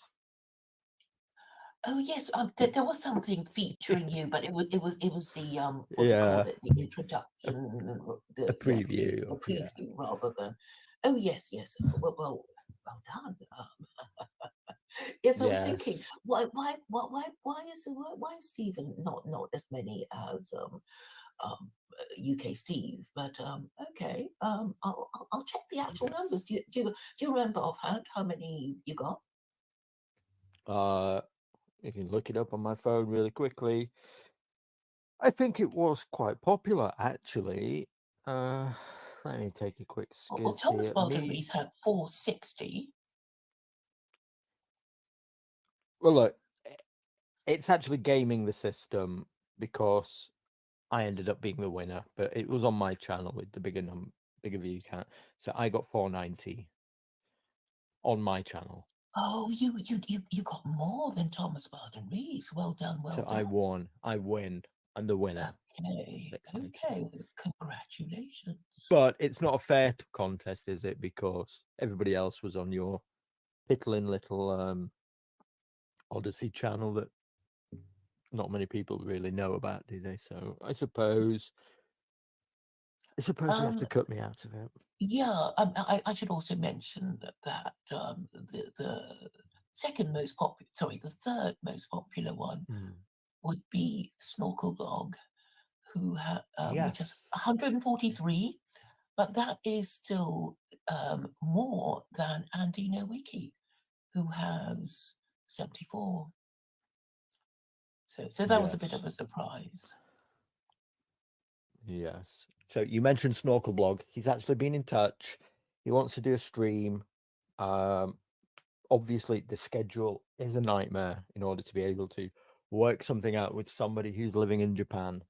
So this is pretty difficult. It basically requires me to do it on a morning. I'm up for it. Happy to do it. I've no idea what the fuck he wants to talk about, but I'm up for it. Sure. You had an interesting chat with him. So I've this weekend was out of the question due to my work schedule, but maybe next weekend it could happen. I'll be able to figure it out after tomorrow, basically. So that tentatively, depending on my work rota for next weekend, me and him might be doing it on Saturday or Sunday morning next weekend. That's great. I look forward to it. What I do really do you think wonder he what wants? you two will be discussing with each other. Yeah, I was going to ask you, Duvet, what do I you think he think. wants to talk about? Oh, really? I guess Oh we'll my, be talking about duvet. And oh my maybe God. me. Yeah. He mentioned to me that he's moving back to Canada at some point, possibly. Oh, really? Did he say why? No, just maybe I shouldn't even reveal that. I don't know. Oh, sorry, dude. If I've broken, fuck me.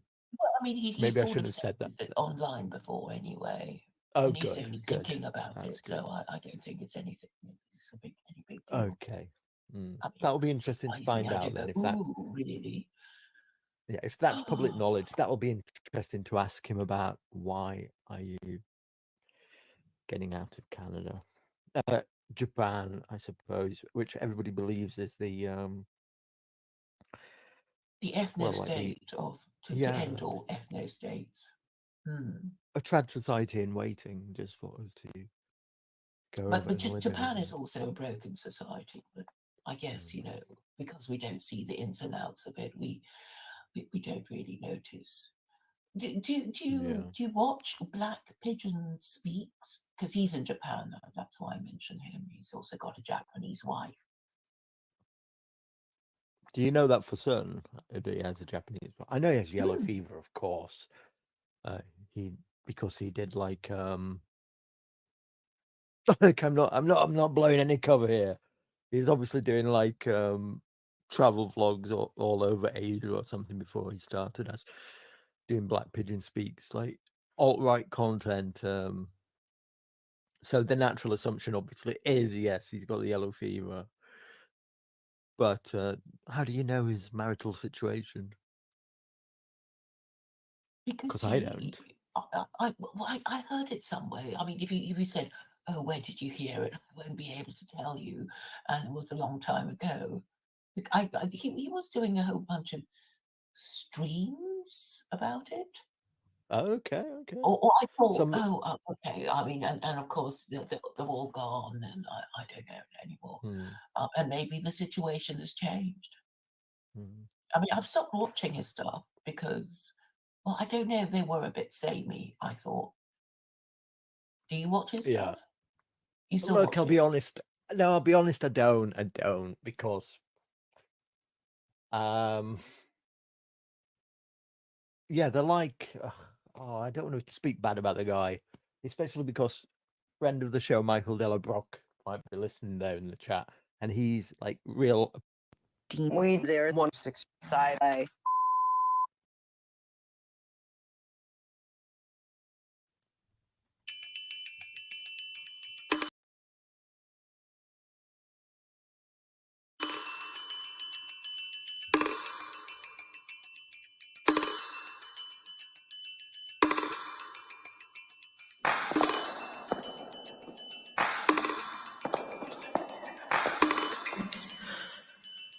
O little Therese, spending your eternal heaven, doing good upon the earth.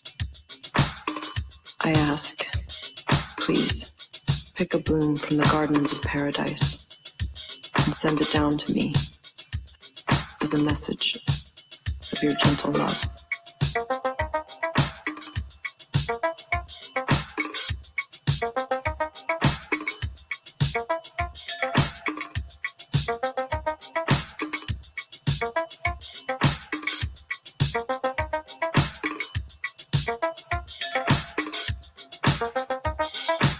Oh, little flower Therese, powerful in obtaining every need of body and spirit from the heart of God. Please grant the favor I now place with confidence in your hands. I beseech you. Send me your majestic rain of roses, so that I might share your grace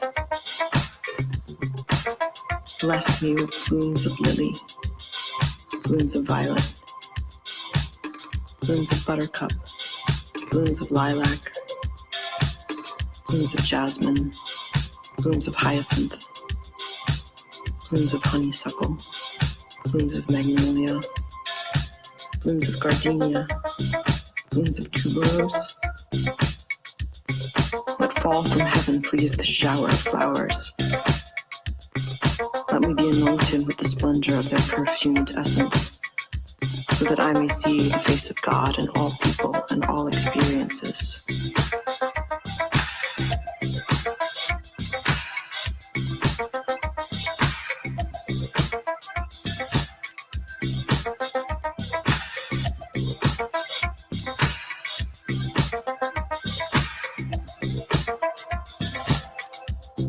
Oh, my glorious Sister Therese, prodigy of miracles, your petals unfurled, I implore your miraculous intercession.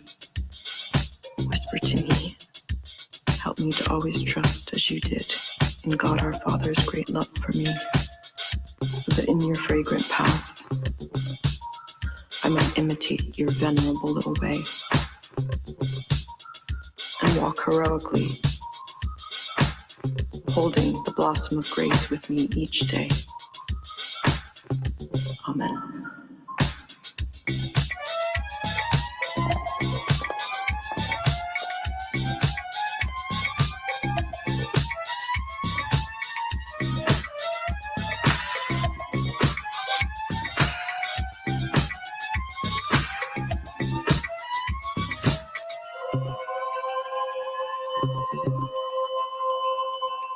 Let fall from heaven, please, the shower of flowers.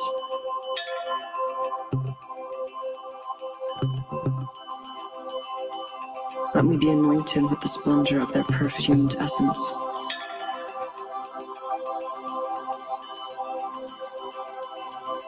so that I may see the face of God in all people and all experiences, so that in your fragrant path I may imitate your venerable little way.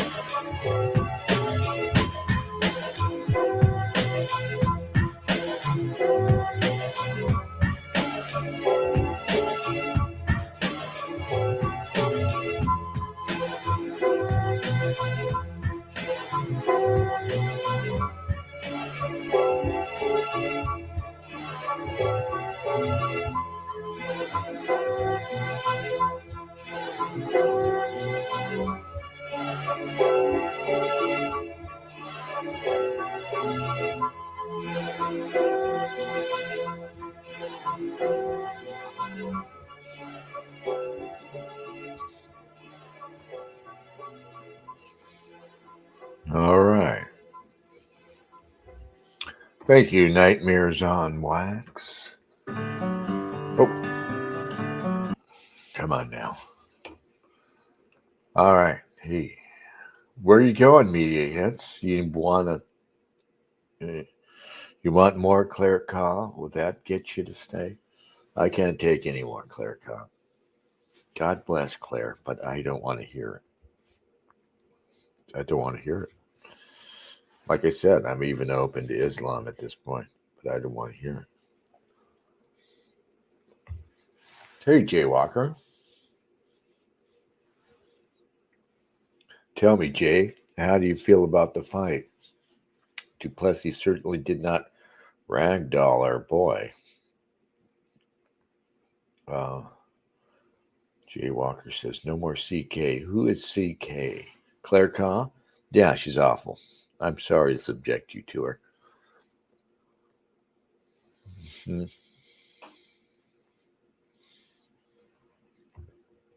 I always forget. Are you the one who's close to her? Was close to her? Knew her personally? Jay? Because I don't recall if that was you or somebody else who actually knows Claire in person, lives there, London or wherever the hell she is. But Jay Walker says, I thought Strickland won. Yeah, if you're the champ, too, you're supposed to win the close ones. And that was it wasn't an ugly fight, right, Jay? Just an ugly fight. It was no fun to watch. It didn't look like either guy was effective. At the same time, they both end up battered and bruised looking. It was just no fun, just ugly up front to back. But yeah, they should have given Strickland the. I was impressed. So he went against this beast. And he just, he probably was also hurt by the headbutt. But yeah, it was an awkward, no fun to watch fight. And it could be very well that they canceled him with that decision, or sort of canceled Sean Strickland. It's not like they're going to silence him, but take the belt away for talking out of turn about the transgenders.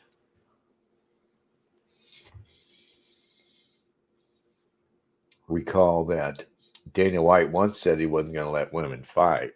Now they got women fighting. I refuse to watch. They had that ridiculous stuff with Ronda Rousey where they were talking about, she's so fucking incredible, right? Joe Rogan was pumping her up, hyping her. Oh, she should fight Mayweather. What in the fuck? And sensible people at the time were like, what in the hell is wrong with you guys? But they were saying it. That poor girl, I've seen the highlights of her getting beat, and she's getting hit, and she's like a girl getting beat up. It's not like those guys, they're amazing, right? They get hit in the face, and they don't go. Her head doesn't go whack like most guys, like a pencil neck guy, right? But she looked like a girl. She's getting hit and she's bouncing around like staggered by the blows of this other girl who's punching her like a guy. Anyway, it was all horrible. And it's only a matter of time. Like I said, when Dana White's gone, maybe he has a massive coronary from like this cocaine-fueled orgy, right? What's it like for him? Right? He's probably threading that. He's pushing the line every night.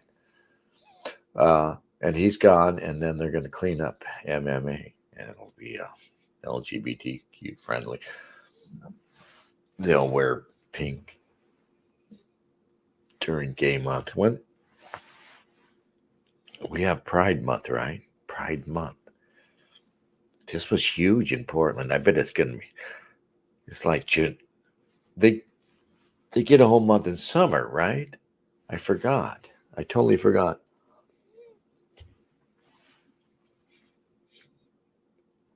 Here, I know it's not going to be that bad.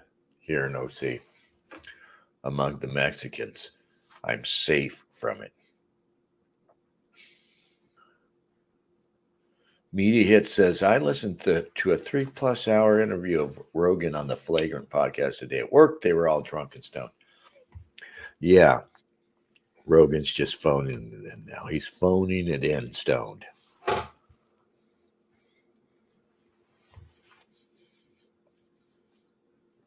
But honestly, I don't know where Rogan even gets it. I can see how he's good at what he does. But I don't see how he gets that many people to actually subscribe to the podcast and listen religiously. I take him as I take in everybody through clips on YouTube. Who's got time? Jay Walker says Rogan steroids and coke. Maybe. He's probably eating some crazy shit that he's not divulging. Yeah. Me, I'm eating sherbet ice cream. That's my plan. I went back to exercising today. Did a couple hundred push-ups. Did almost 150. Whatever you call the handstands you do against the wall. Like push-ups against the wall. I used to do 3 sets of 50 of those. I do that like 4 times a week. I was a beast in my 50s. I look like I could go through a wall. But I can't go through a wall. You can't go through a wall, Dennis. Oh, we learned.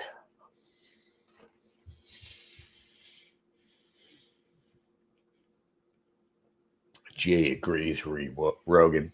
I like Rogan, but I mean, there's limits. I'm not faithful to anybody, especially in matters of entertainment.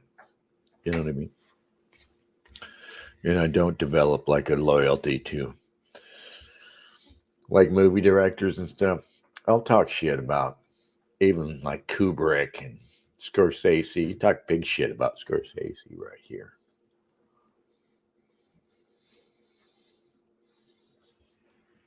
Because honestly, you can always critique anybody, really. There's always an excoriating critique of any artist who's really worth the praise, you know?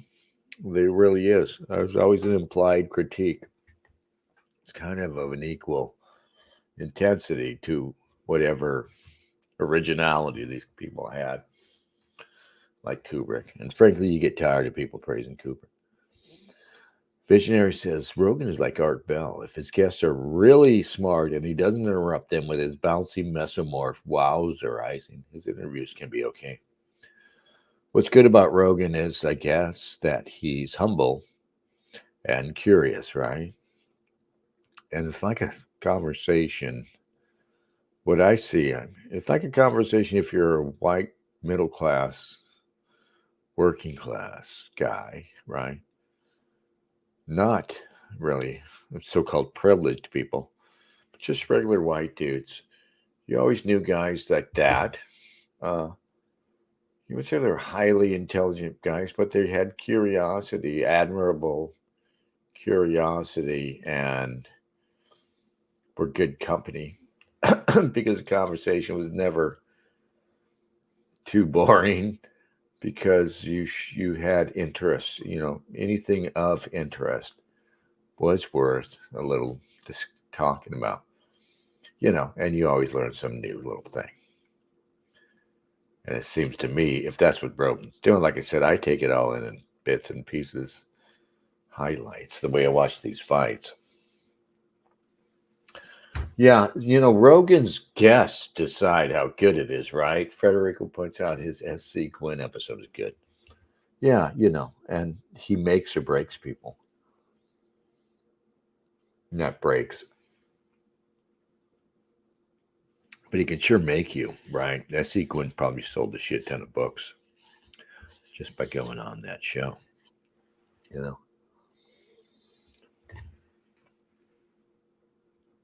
The only thing is you start to develop credulity toward the facts and factoids that Rogan's throwing out there, and we don't really know. Because Rogan is a tad credulous.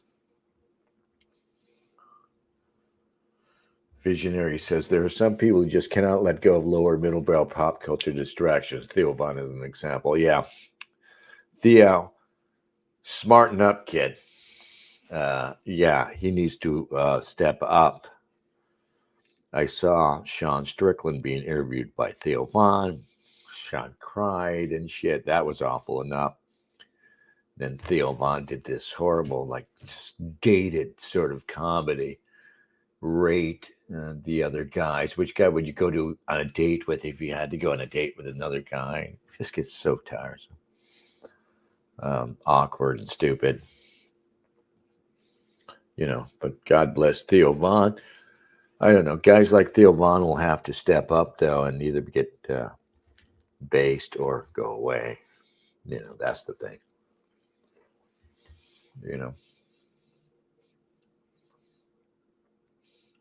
Federico can't stand Graham Hancock. Interesting. I don't know. I haven't seen him.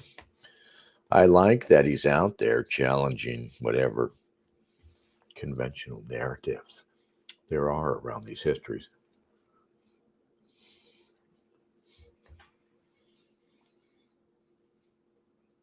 There's crazy stuff. The pale lost tribes of the Amazon. I don't know. Was there something real there? Could be. There probably is.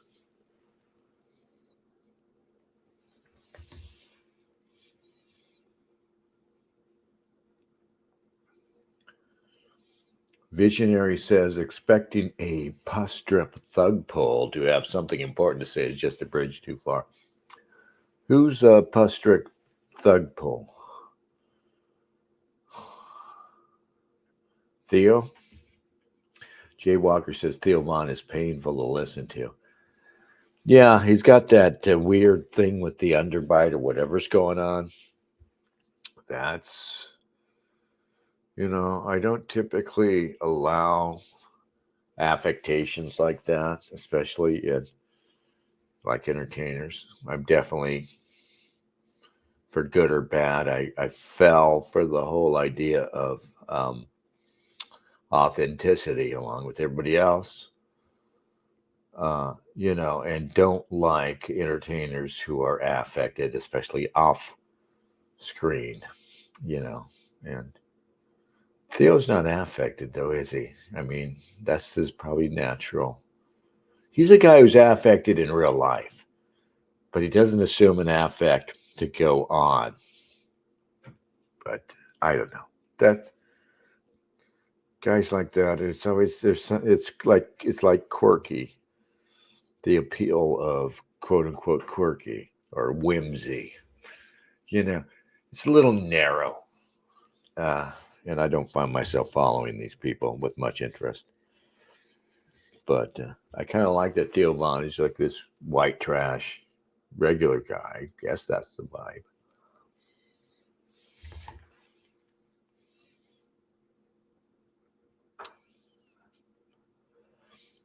Visionary says pus drip thug pole is a fictitious rapper who opines on talk shows. I made him up. Oh no, he's a real thing. That's what's really creepy about it. No, Google it, dude. You're gonna find that it's real. And you're gonna be creeped out. You thought it up, but it like pus drip thug pole. Yeah.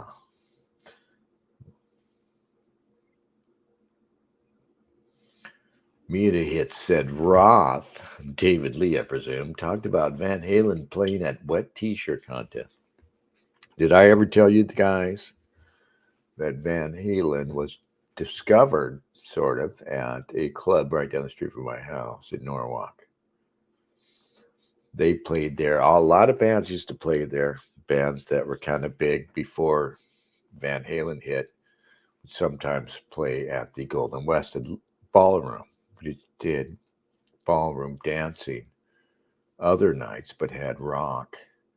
Tuesdays or Thursday, I forget what day of the week it was. I think it was Tuesdays. I never remember. And I was like 15, and I would go down there. And this was the wild, wild 70s.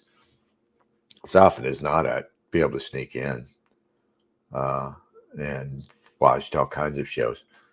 You know, most of these bands I didn't like. The rock bands, the butt rock era, bands like Quiet Riot, Motley Crue were playing there. The LA bands of the late 70s were playing there. And there was this sort of, they called it glam rock, but it had nothing to do with like Bowie and the original glam rockers.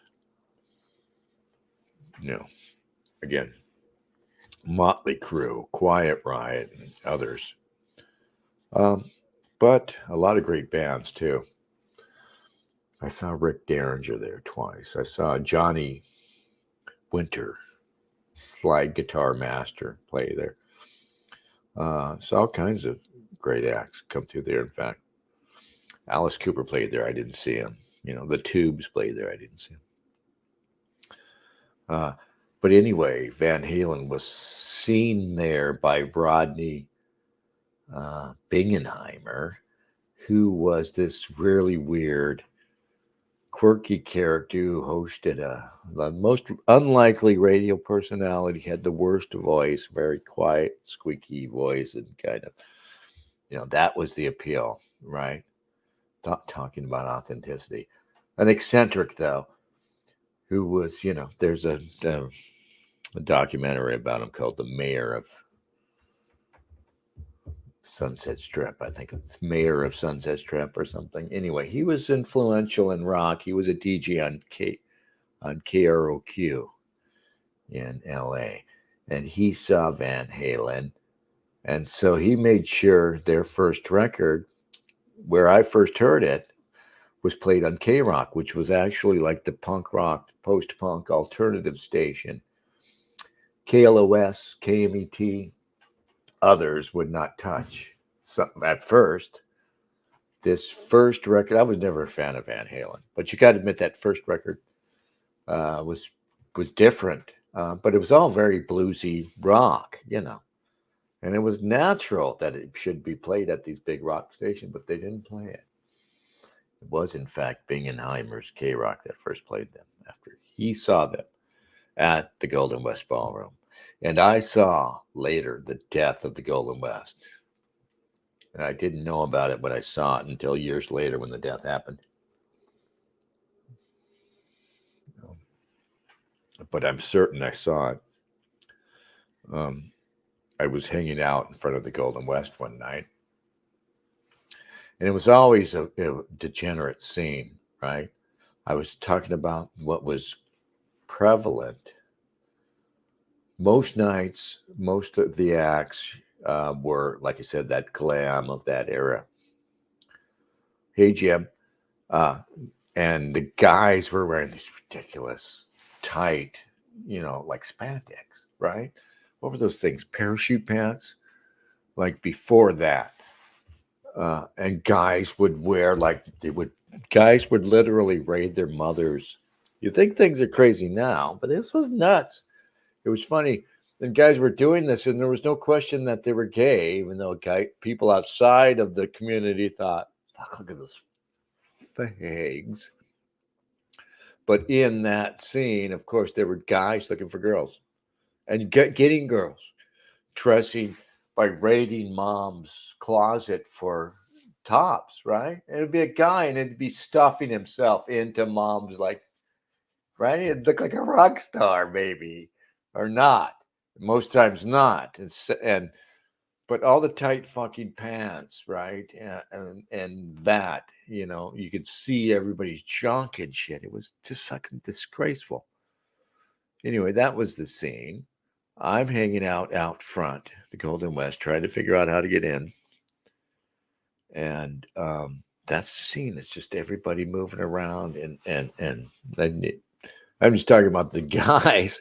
And of course, all these women looking amazing. And here comes this figure through the middle of all this, like people partying, crowds like partying, as this tall, dark figure is an old guy. He's like, to me, I don't know, I was a kid, everybody looked ancient, but I'm sure the guy was well past 60. An old, very distinguished old man, very somber, tall and straight, and wearing dark gray or black, probably dark gray, right? And he comes walking, like I said, through the crowd of fucking spandex and glitter and teased out hair. He comes walking through, expressionless, and he's looking around, just kind of taking it all in. You can tell he's like, what the fuck have I found? But he's very restrained, right? And he walks up to, I'm near the bouncer, the guy who's working the door, and the bouncer is this big, like corn-fed white jock who's not really down with the crowd. And the old guy who approaches him and says, hey, what is this place? Something to that effect. What is this? This scene, and whatever words he used. And the jock bouncer kid, a little embarrassed, says, yeah, it's rock night, and sort of makes clear that he doesn't approve because he's a little embarrassed himself. And I don't remember anything more about their exchange, which was brief. And then the old guy walked off and he vanished back into that crowd of degeneracy. And I don't know how many months later, if it was maybe a full year later, but it wasn't long after that the Golden West closed, and soon reopened as a church. And I think it's still a church now. It's back in Norwalk. Oh, it's right here. I keep forgetting I'm back here. It's right here in Norwalk on Studebaker Road or whatever, highway, whatever, Studebaker in Norwalk. And it's probably a church now. And it went from Golden West to Calvary's Chapel or whatever the hell.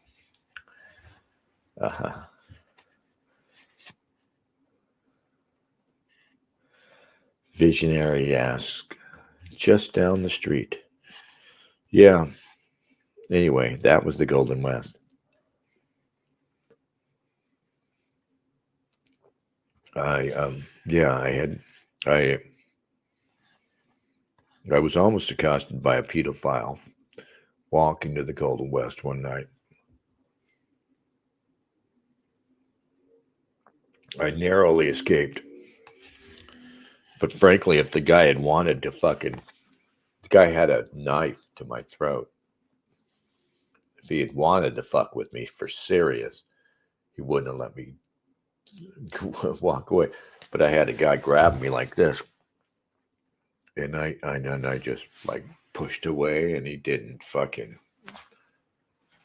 Yeah, but that was kind of weird shit that you used to see in Norwalk. I walked everywhere, and there was this one really somber, weird Mexican dude.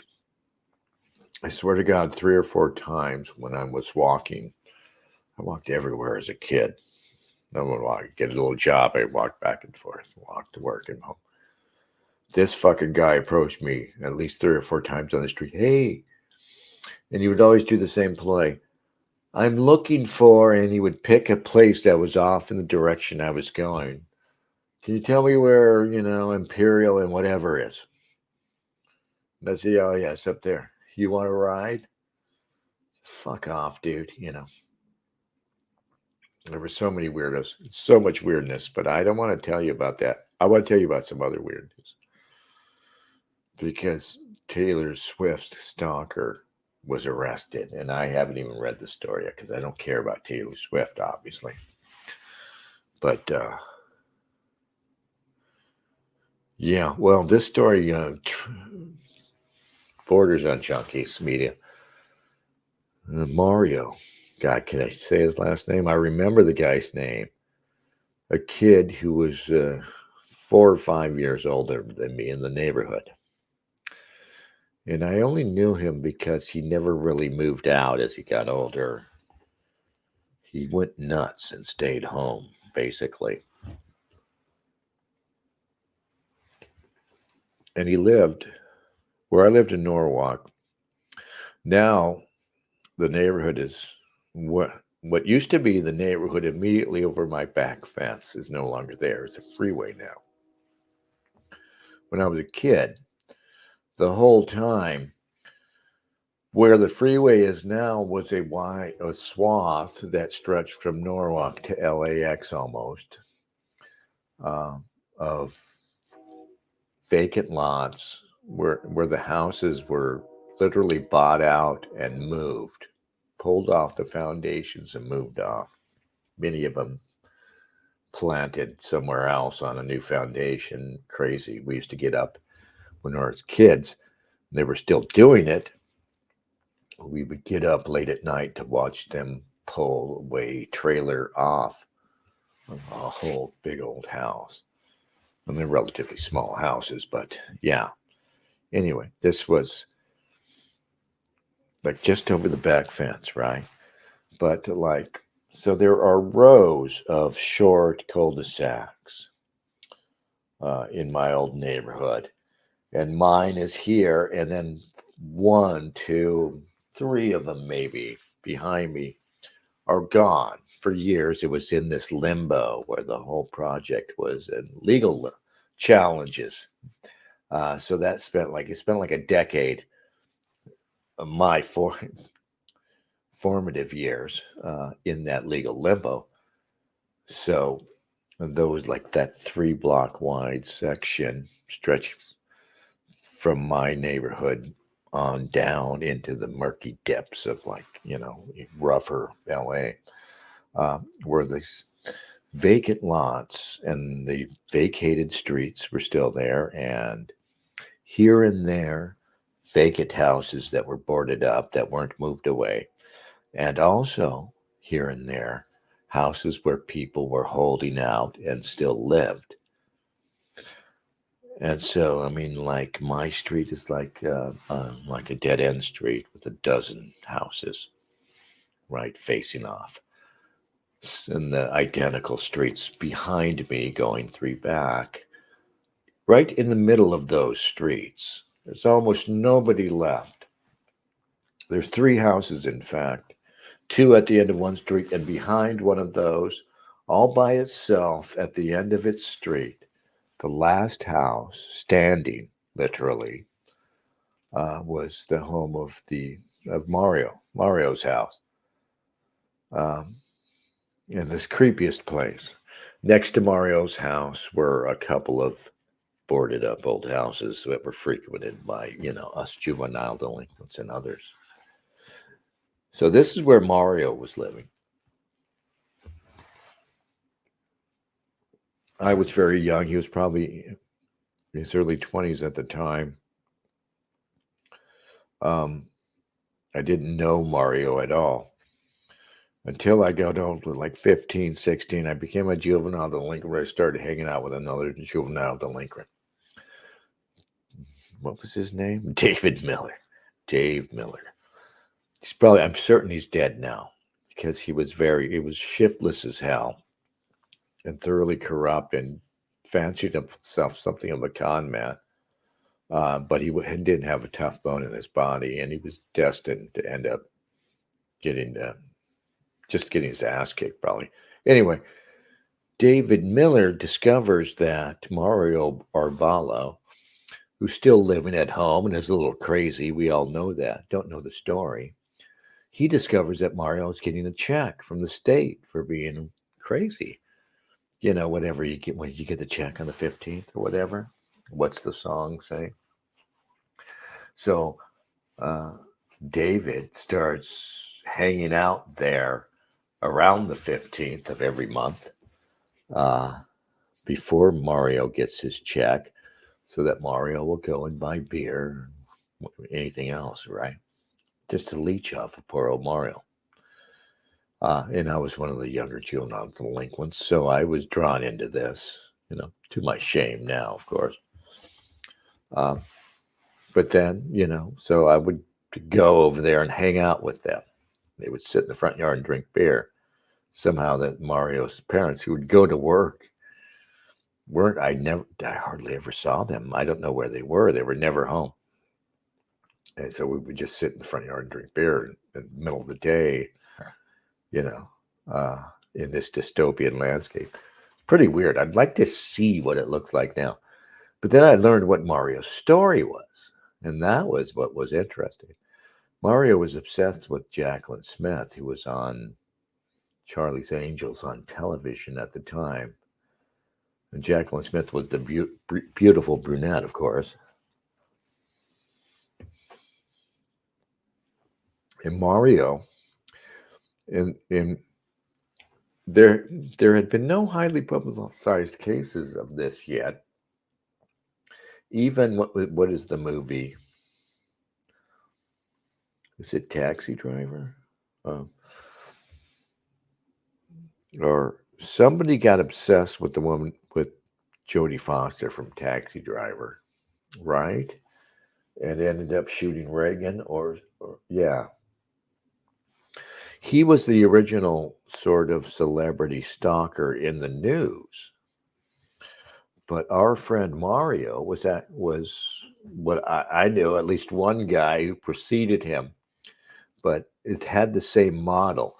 They had the same delusions about their relationship to this. They had the same thing. Mario had the same delusion that, is it Chapman or whoever that guy was, says with Jodie Foster, had, that he had a relationship with her and that she loved him, but she just didn't somehow know it, or that she was being held captive by Dennis Cole. Dennis Cole was her husband, Jacqueline Smith's husband. Mario would sit there and tell you this with a straight face. Oh, yeah. No, I talked to her at night. She visits me in my room. I guess he had these vivid hallucinations that she would visit him. And he would tell you this like straight face, and people would have various reactions, and he would just keep saying it. And like I said, he didn't see any shame in it, and it was weird that he was a totally rational guy too. And if he wasn't telling you this, you wouldn't know he was crazy. That was the other fucking really weird thing about Mario. You wouldn't know he was crazy if he wasn't telling you this. And I saw at least once where, people are sitting there who didn't know him, right? Sitting there, all of a sudden Mario starts talking crazy, and they're like, they're just stunned, like deer in the headlights, as this guy starts to tell you, yeah, Jacqueline Smith, we're kind of married, but there's this whole weird thing going on right now where she won't acknowledge me. And if I can just make contact with her, she will acknowledge me. And I'm going to. I don't know how far Mario went in stalking her. I do know he tried to find her house. And he ended up, though, being a threat at home.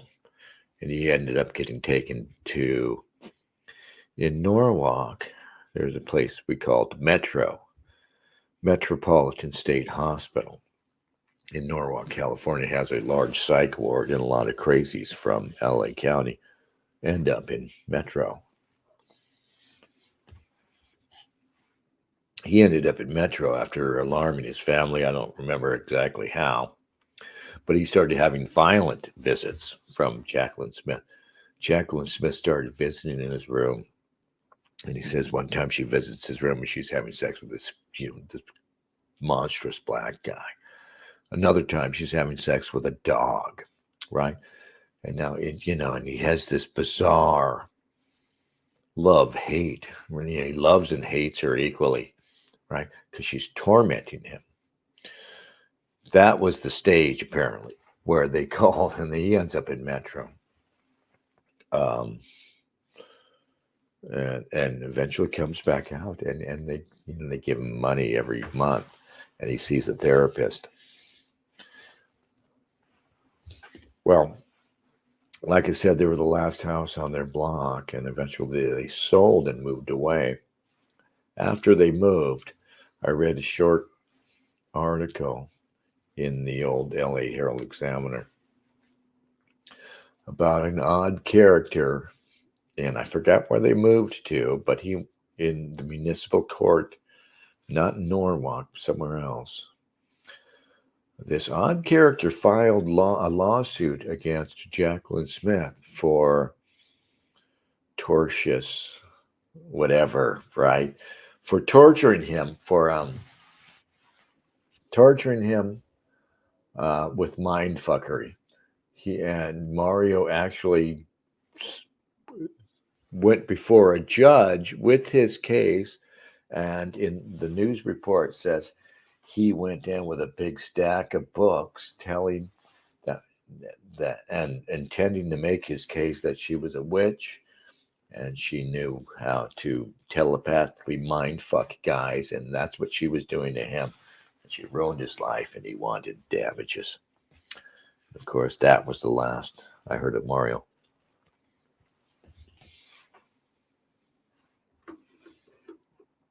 Chapman, yeah, Catcher in the Rye. Hinckley shot Reagan, probably, right? And Chapman shot, Lennon.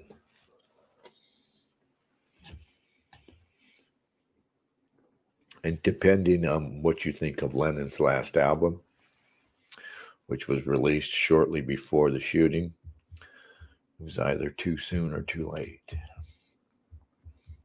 But anyway, I want to hear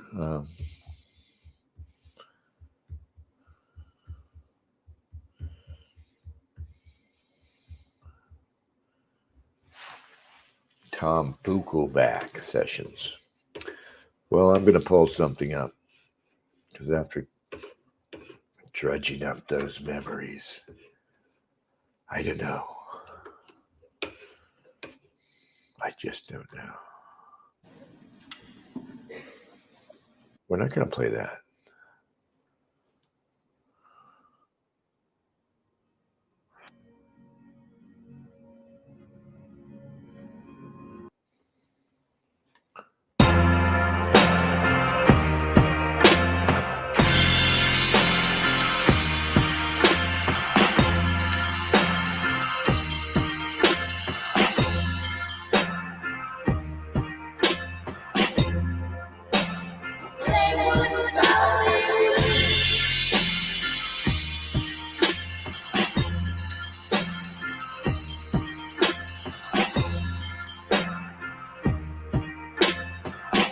Into the midst of the fire.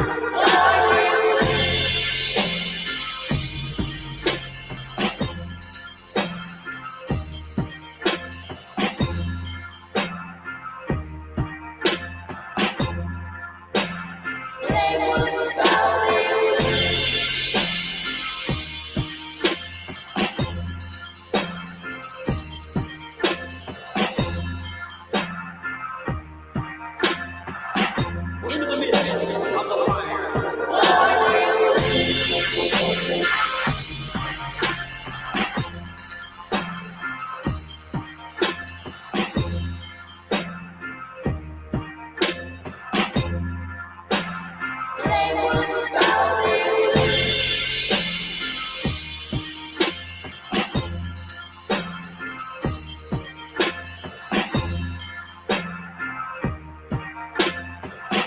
Into the midst of the fire.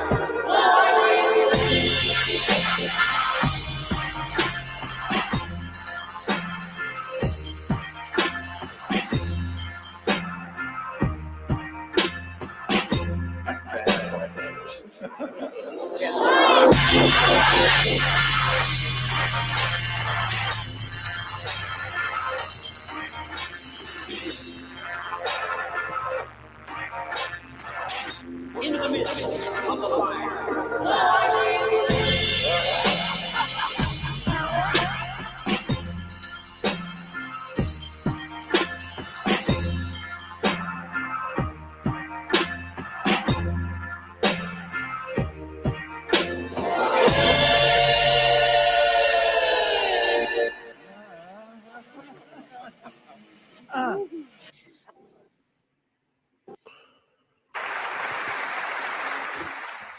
Oh, what?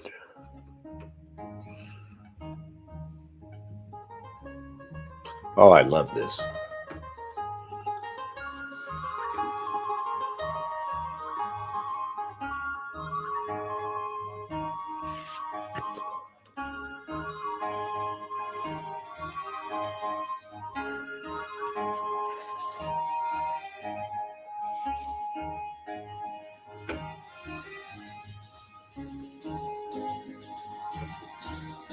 Lui e cantamma la Santa Allegrezza, Maria bellezza maggiore c'è fa, se l'è incarnato il verbo di Dio, la Santa Maria la verginità, cosa importante, lo Padre, lo Figlio e lo Spirito Santo, cosa importante, lo Padre, lo Figlio e lo Spirito Santo.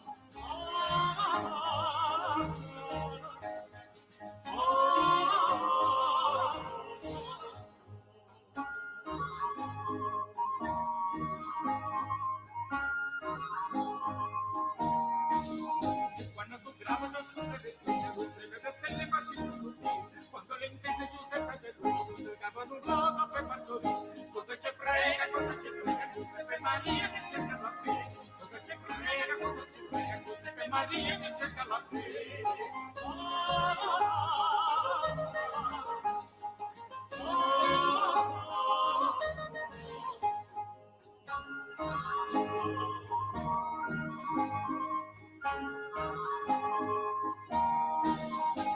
Giuseppe Patriarca Suprema, mandarci l'ufficio ne apre la mano, si munera la mano di Dio, roscena serena, valletta da aprire, dove le cose, e la bellezza di tutte le cose, dove le cose, e la bellezza di tutte le cose.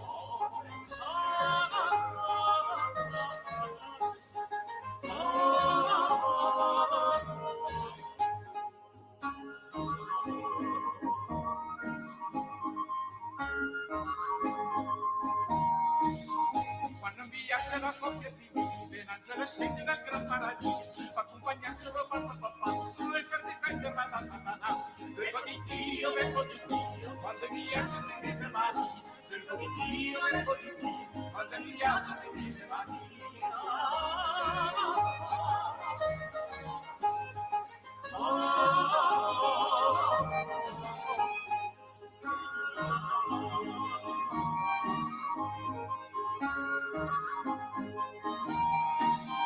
Ma gran pericolo deve passare, la Vergine bella nel cielo del mare, il serpente il piede l'arresta, la Verginella ci schiaccia la testa, luce la strada, luce stelle ma che colorate, luce la strada, luce stelle ma che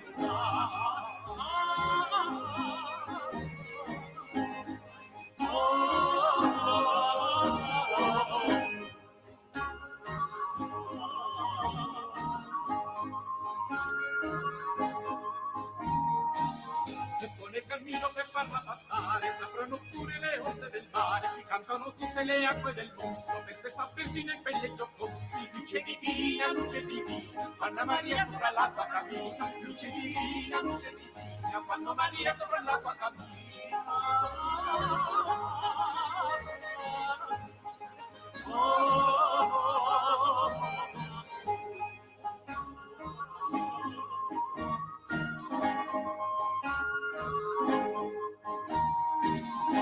San Giuseppe dal ciglio d'argento, ma con la scossa del freddo nel vento, e quando il vento si sente più forte, San Giuseppe fa tutto l'incontro, fa la dimanda, mangia e costa che sta lontano, fa la dimanda, mangia e costa che sta lontano.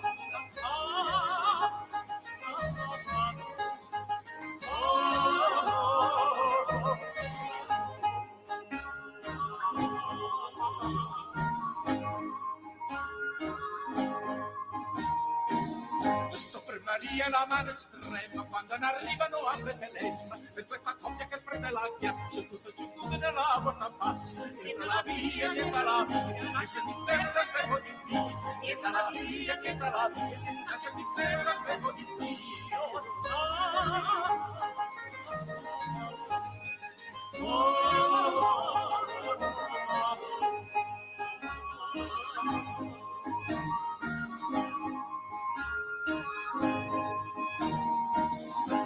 mezzo il cielo media tutta pura e sotto il piede ci spunta la luna, vergine bella che andava a partire con la croce del Cristo. Redenzione per redenzione e dell'umana generazione, per redenzione e dell'umana generazione.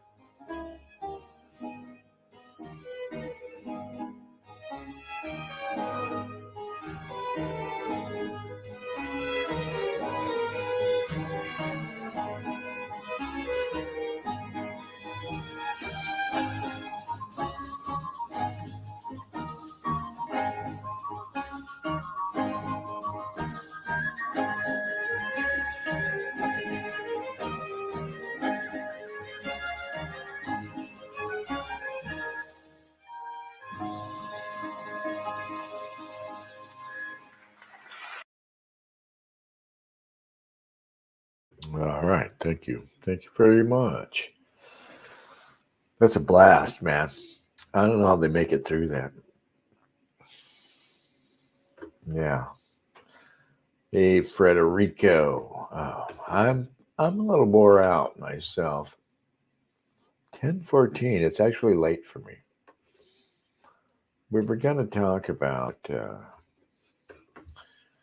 It's funny. There's a fight.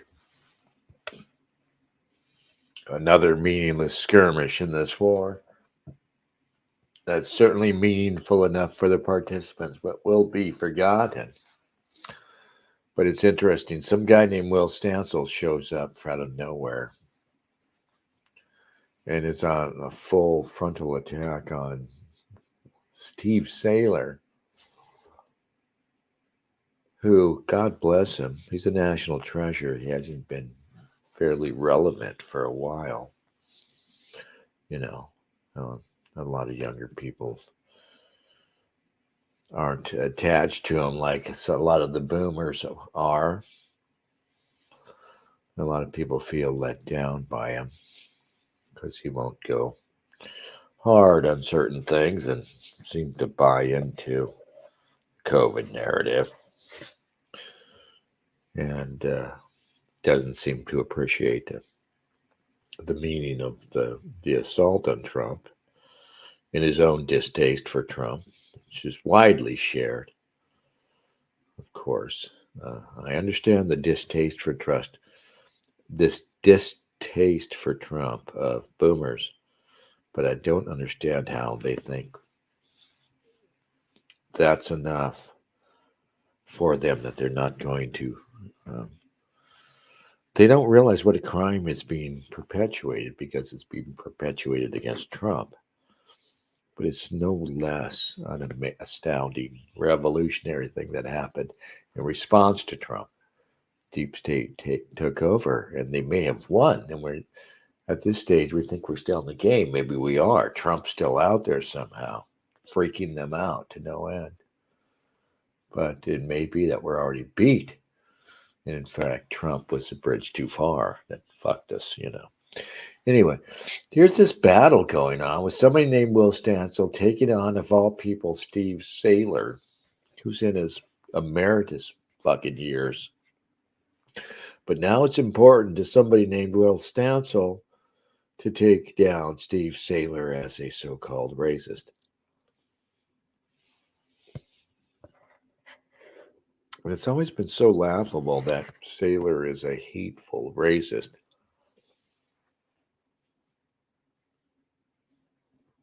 And anyone who's read him or knows, you know, what he's said might be appalled. They have to be appalled if they are normies. But how you could call it hateful is so bizarre. But Stancil's language is so... Apparently he's getting his ass kicked in debate. and he's talking about this, he's using this really strong language, right? He doesn't realize, I'm just assuming that Will Stancil doesn't really realize how far out on the fringe of irrelevance he is when he's talking about, Sailor, an army of vile trolls. Elon's new Twitter has given Sailor an army of vile trolls, and he knows how to use them. His entire feed is him retweeting my entire feed, so they'll come hurl abuse at me for not engaging with his quote-unquote statistics. I'm sure he posted, at least refutable statistics. Sounds like Will's getting his butt kicked over there. The aim of the whole thing is to draw you into a quote-unquote debate with him. Sailor probably offered to debate straight up, right? Certainly would. So funny.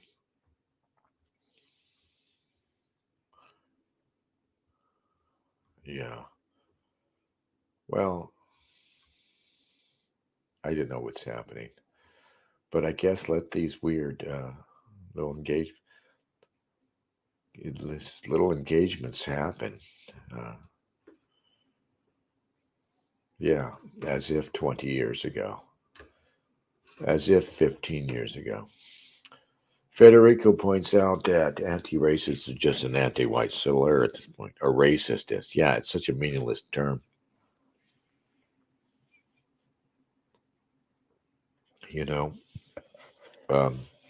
Everybody should embrace it.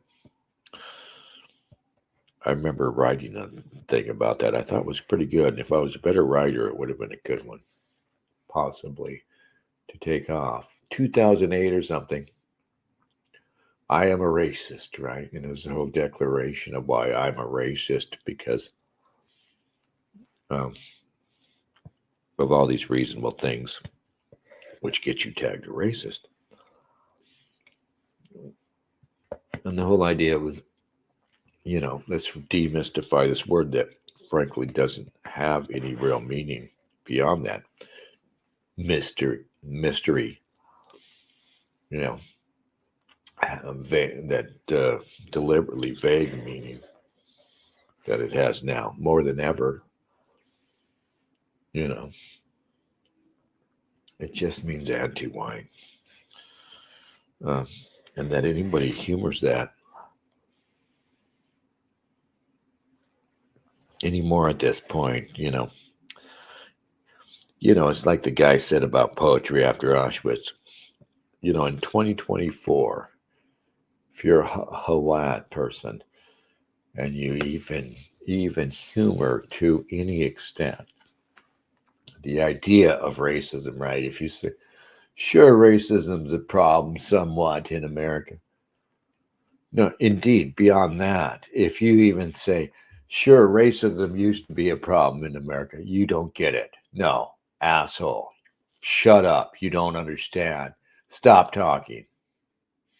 Reflect. If I was a liberal, I'd say read a book. But the same the same sort of impulse overcomes me. Go and educate thyself, however it's done. But don't say, oh, yeah, or don't say, I don't think white people should be prosecuted for the crimes of the past. There are no fucking crimes. I don't think white people should pay for the sins of the past. Fuck off. You think you're based? Who are you, Elon fucking Musk? Pasty fat ass, about to be fucking shepherded through the displays at Auschwitz with little Ben Shapiro. Shut up. There are no sins of the past. If you think my people have sinned, okay, shut up. You're already defeated. Don't even go through it. Don't even start. Because you know why you shouldn't be talking like this? Because pretty soon, now that you've accepted it, pretty soon what you're saying now is going to be way too tepid and not nearly self-hating and radical enough. So just shut up and be ready to eat whatever shit they give you.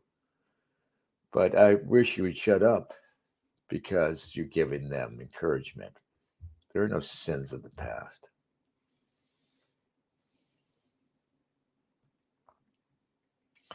Media Hit said, did you see that video with U.S. Latinos getting DNA tests, checking out how white they are? Yeah, I don't know.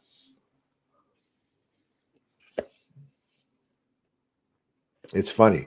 Some of these people, some Latinos said to me recently, oh, dude, you're white. Like, oh, dude, you're privileged. Don't worry about it in some context, which is absolutely absurd. But apparently, and I've got to constantly remind myself, I don't know what these Mexican people are thinking, really, what their attitudes really are, especially since I've been living in the Northwest forever. But I still think there's an impression among them that you're privileged.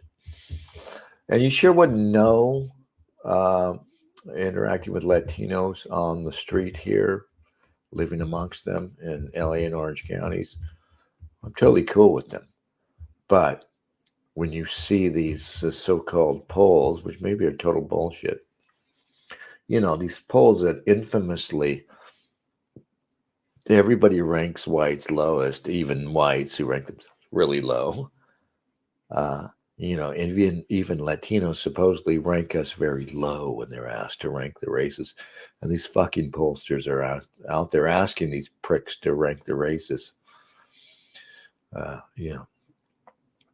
Yes, Galaxy Brain Vanguard. Sins of the future. Sins of the future are predicated on the quote-unquote sins of the past. So if you're going to fucking, say, we shouldn't be persecuted for our sins, just think of, I don't know if it's quite blood on your hands, but it's leaning that way.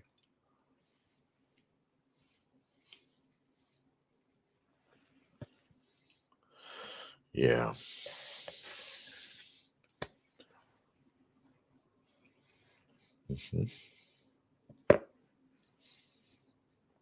Beyond that, I'm out of material, guys.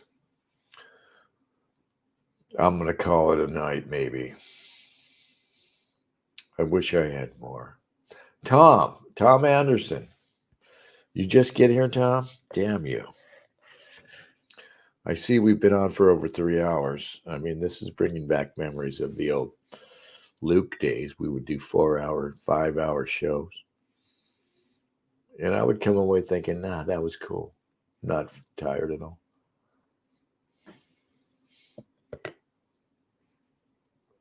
We're going to give back there. We're going to get people to come in here and get their ass kicked in verbal combat and bantering with Dennis. Or just come in and hang out and have fun. Be good companions to you guys.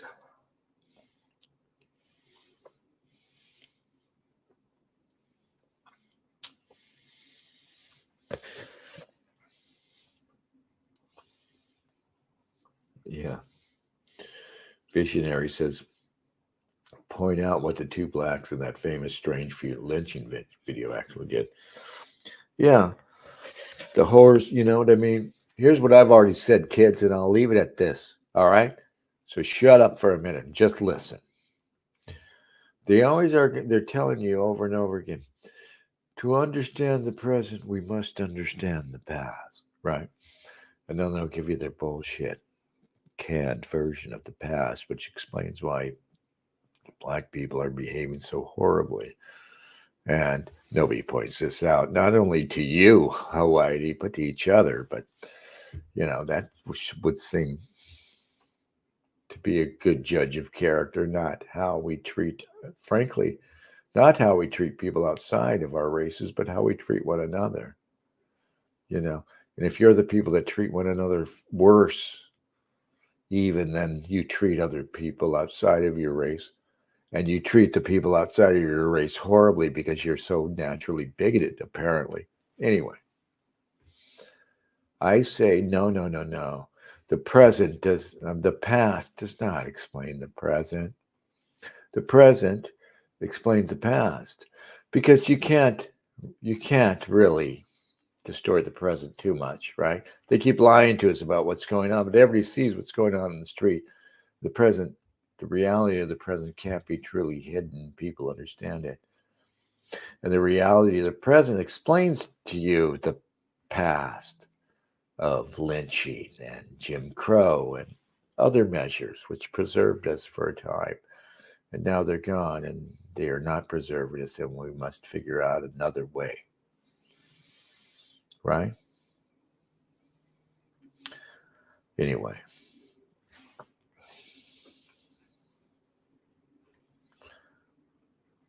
Yeah.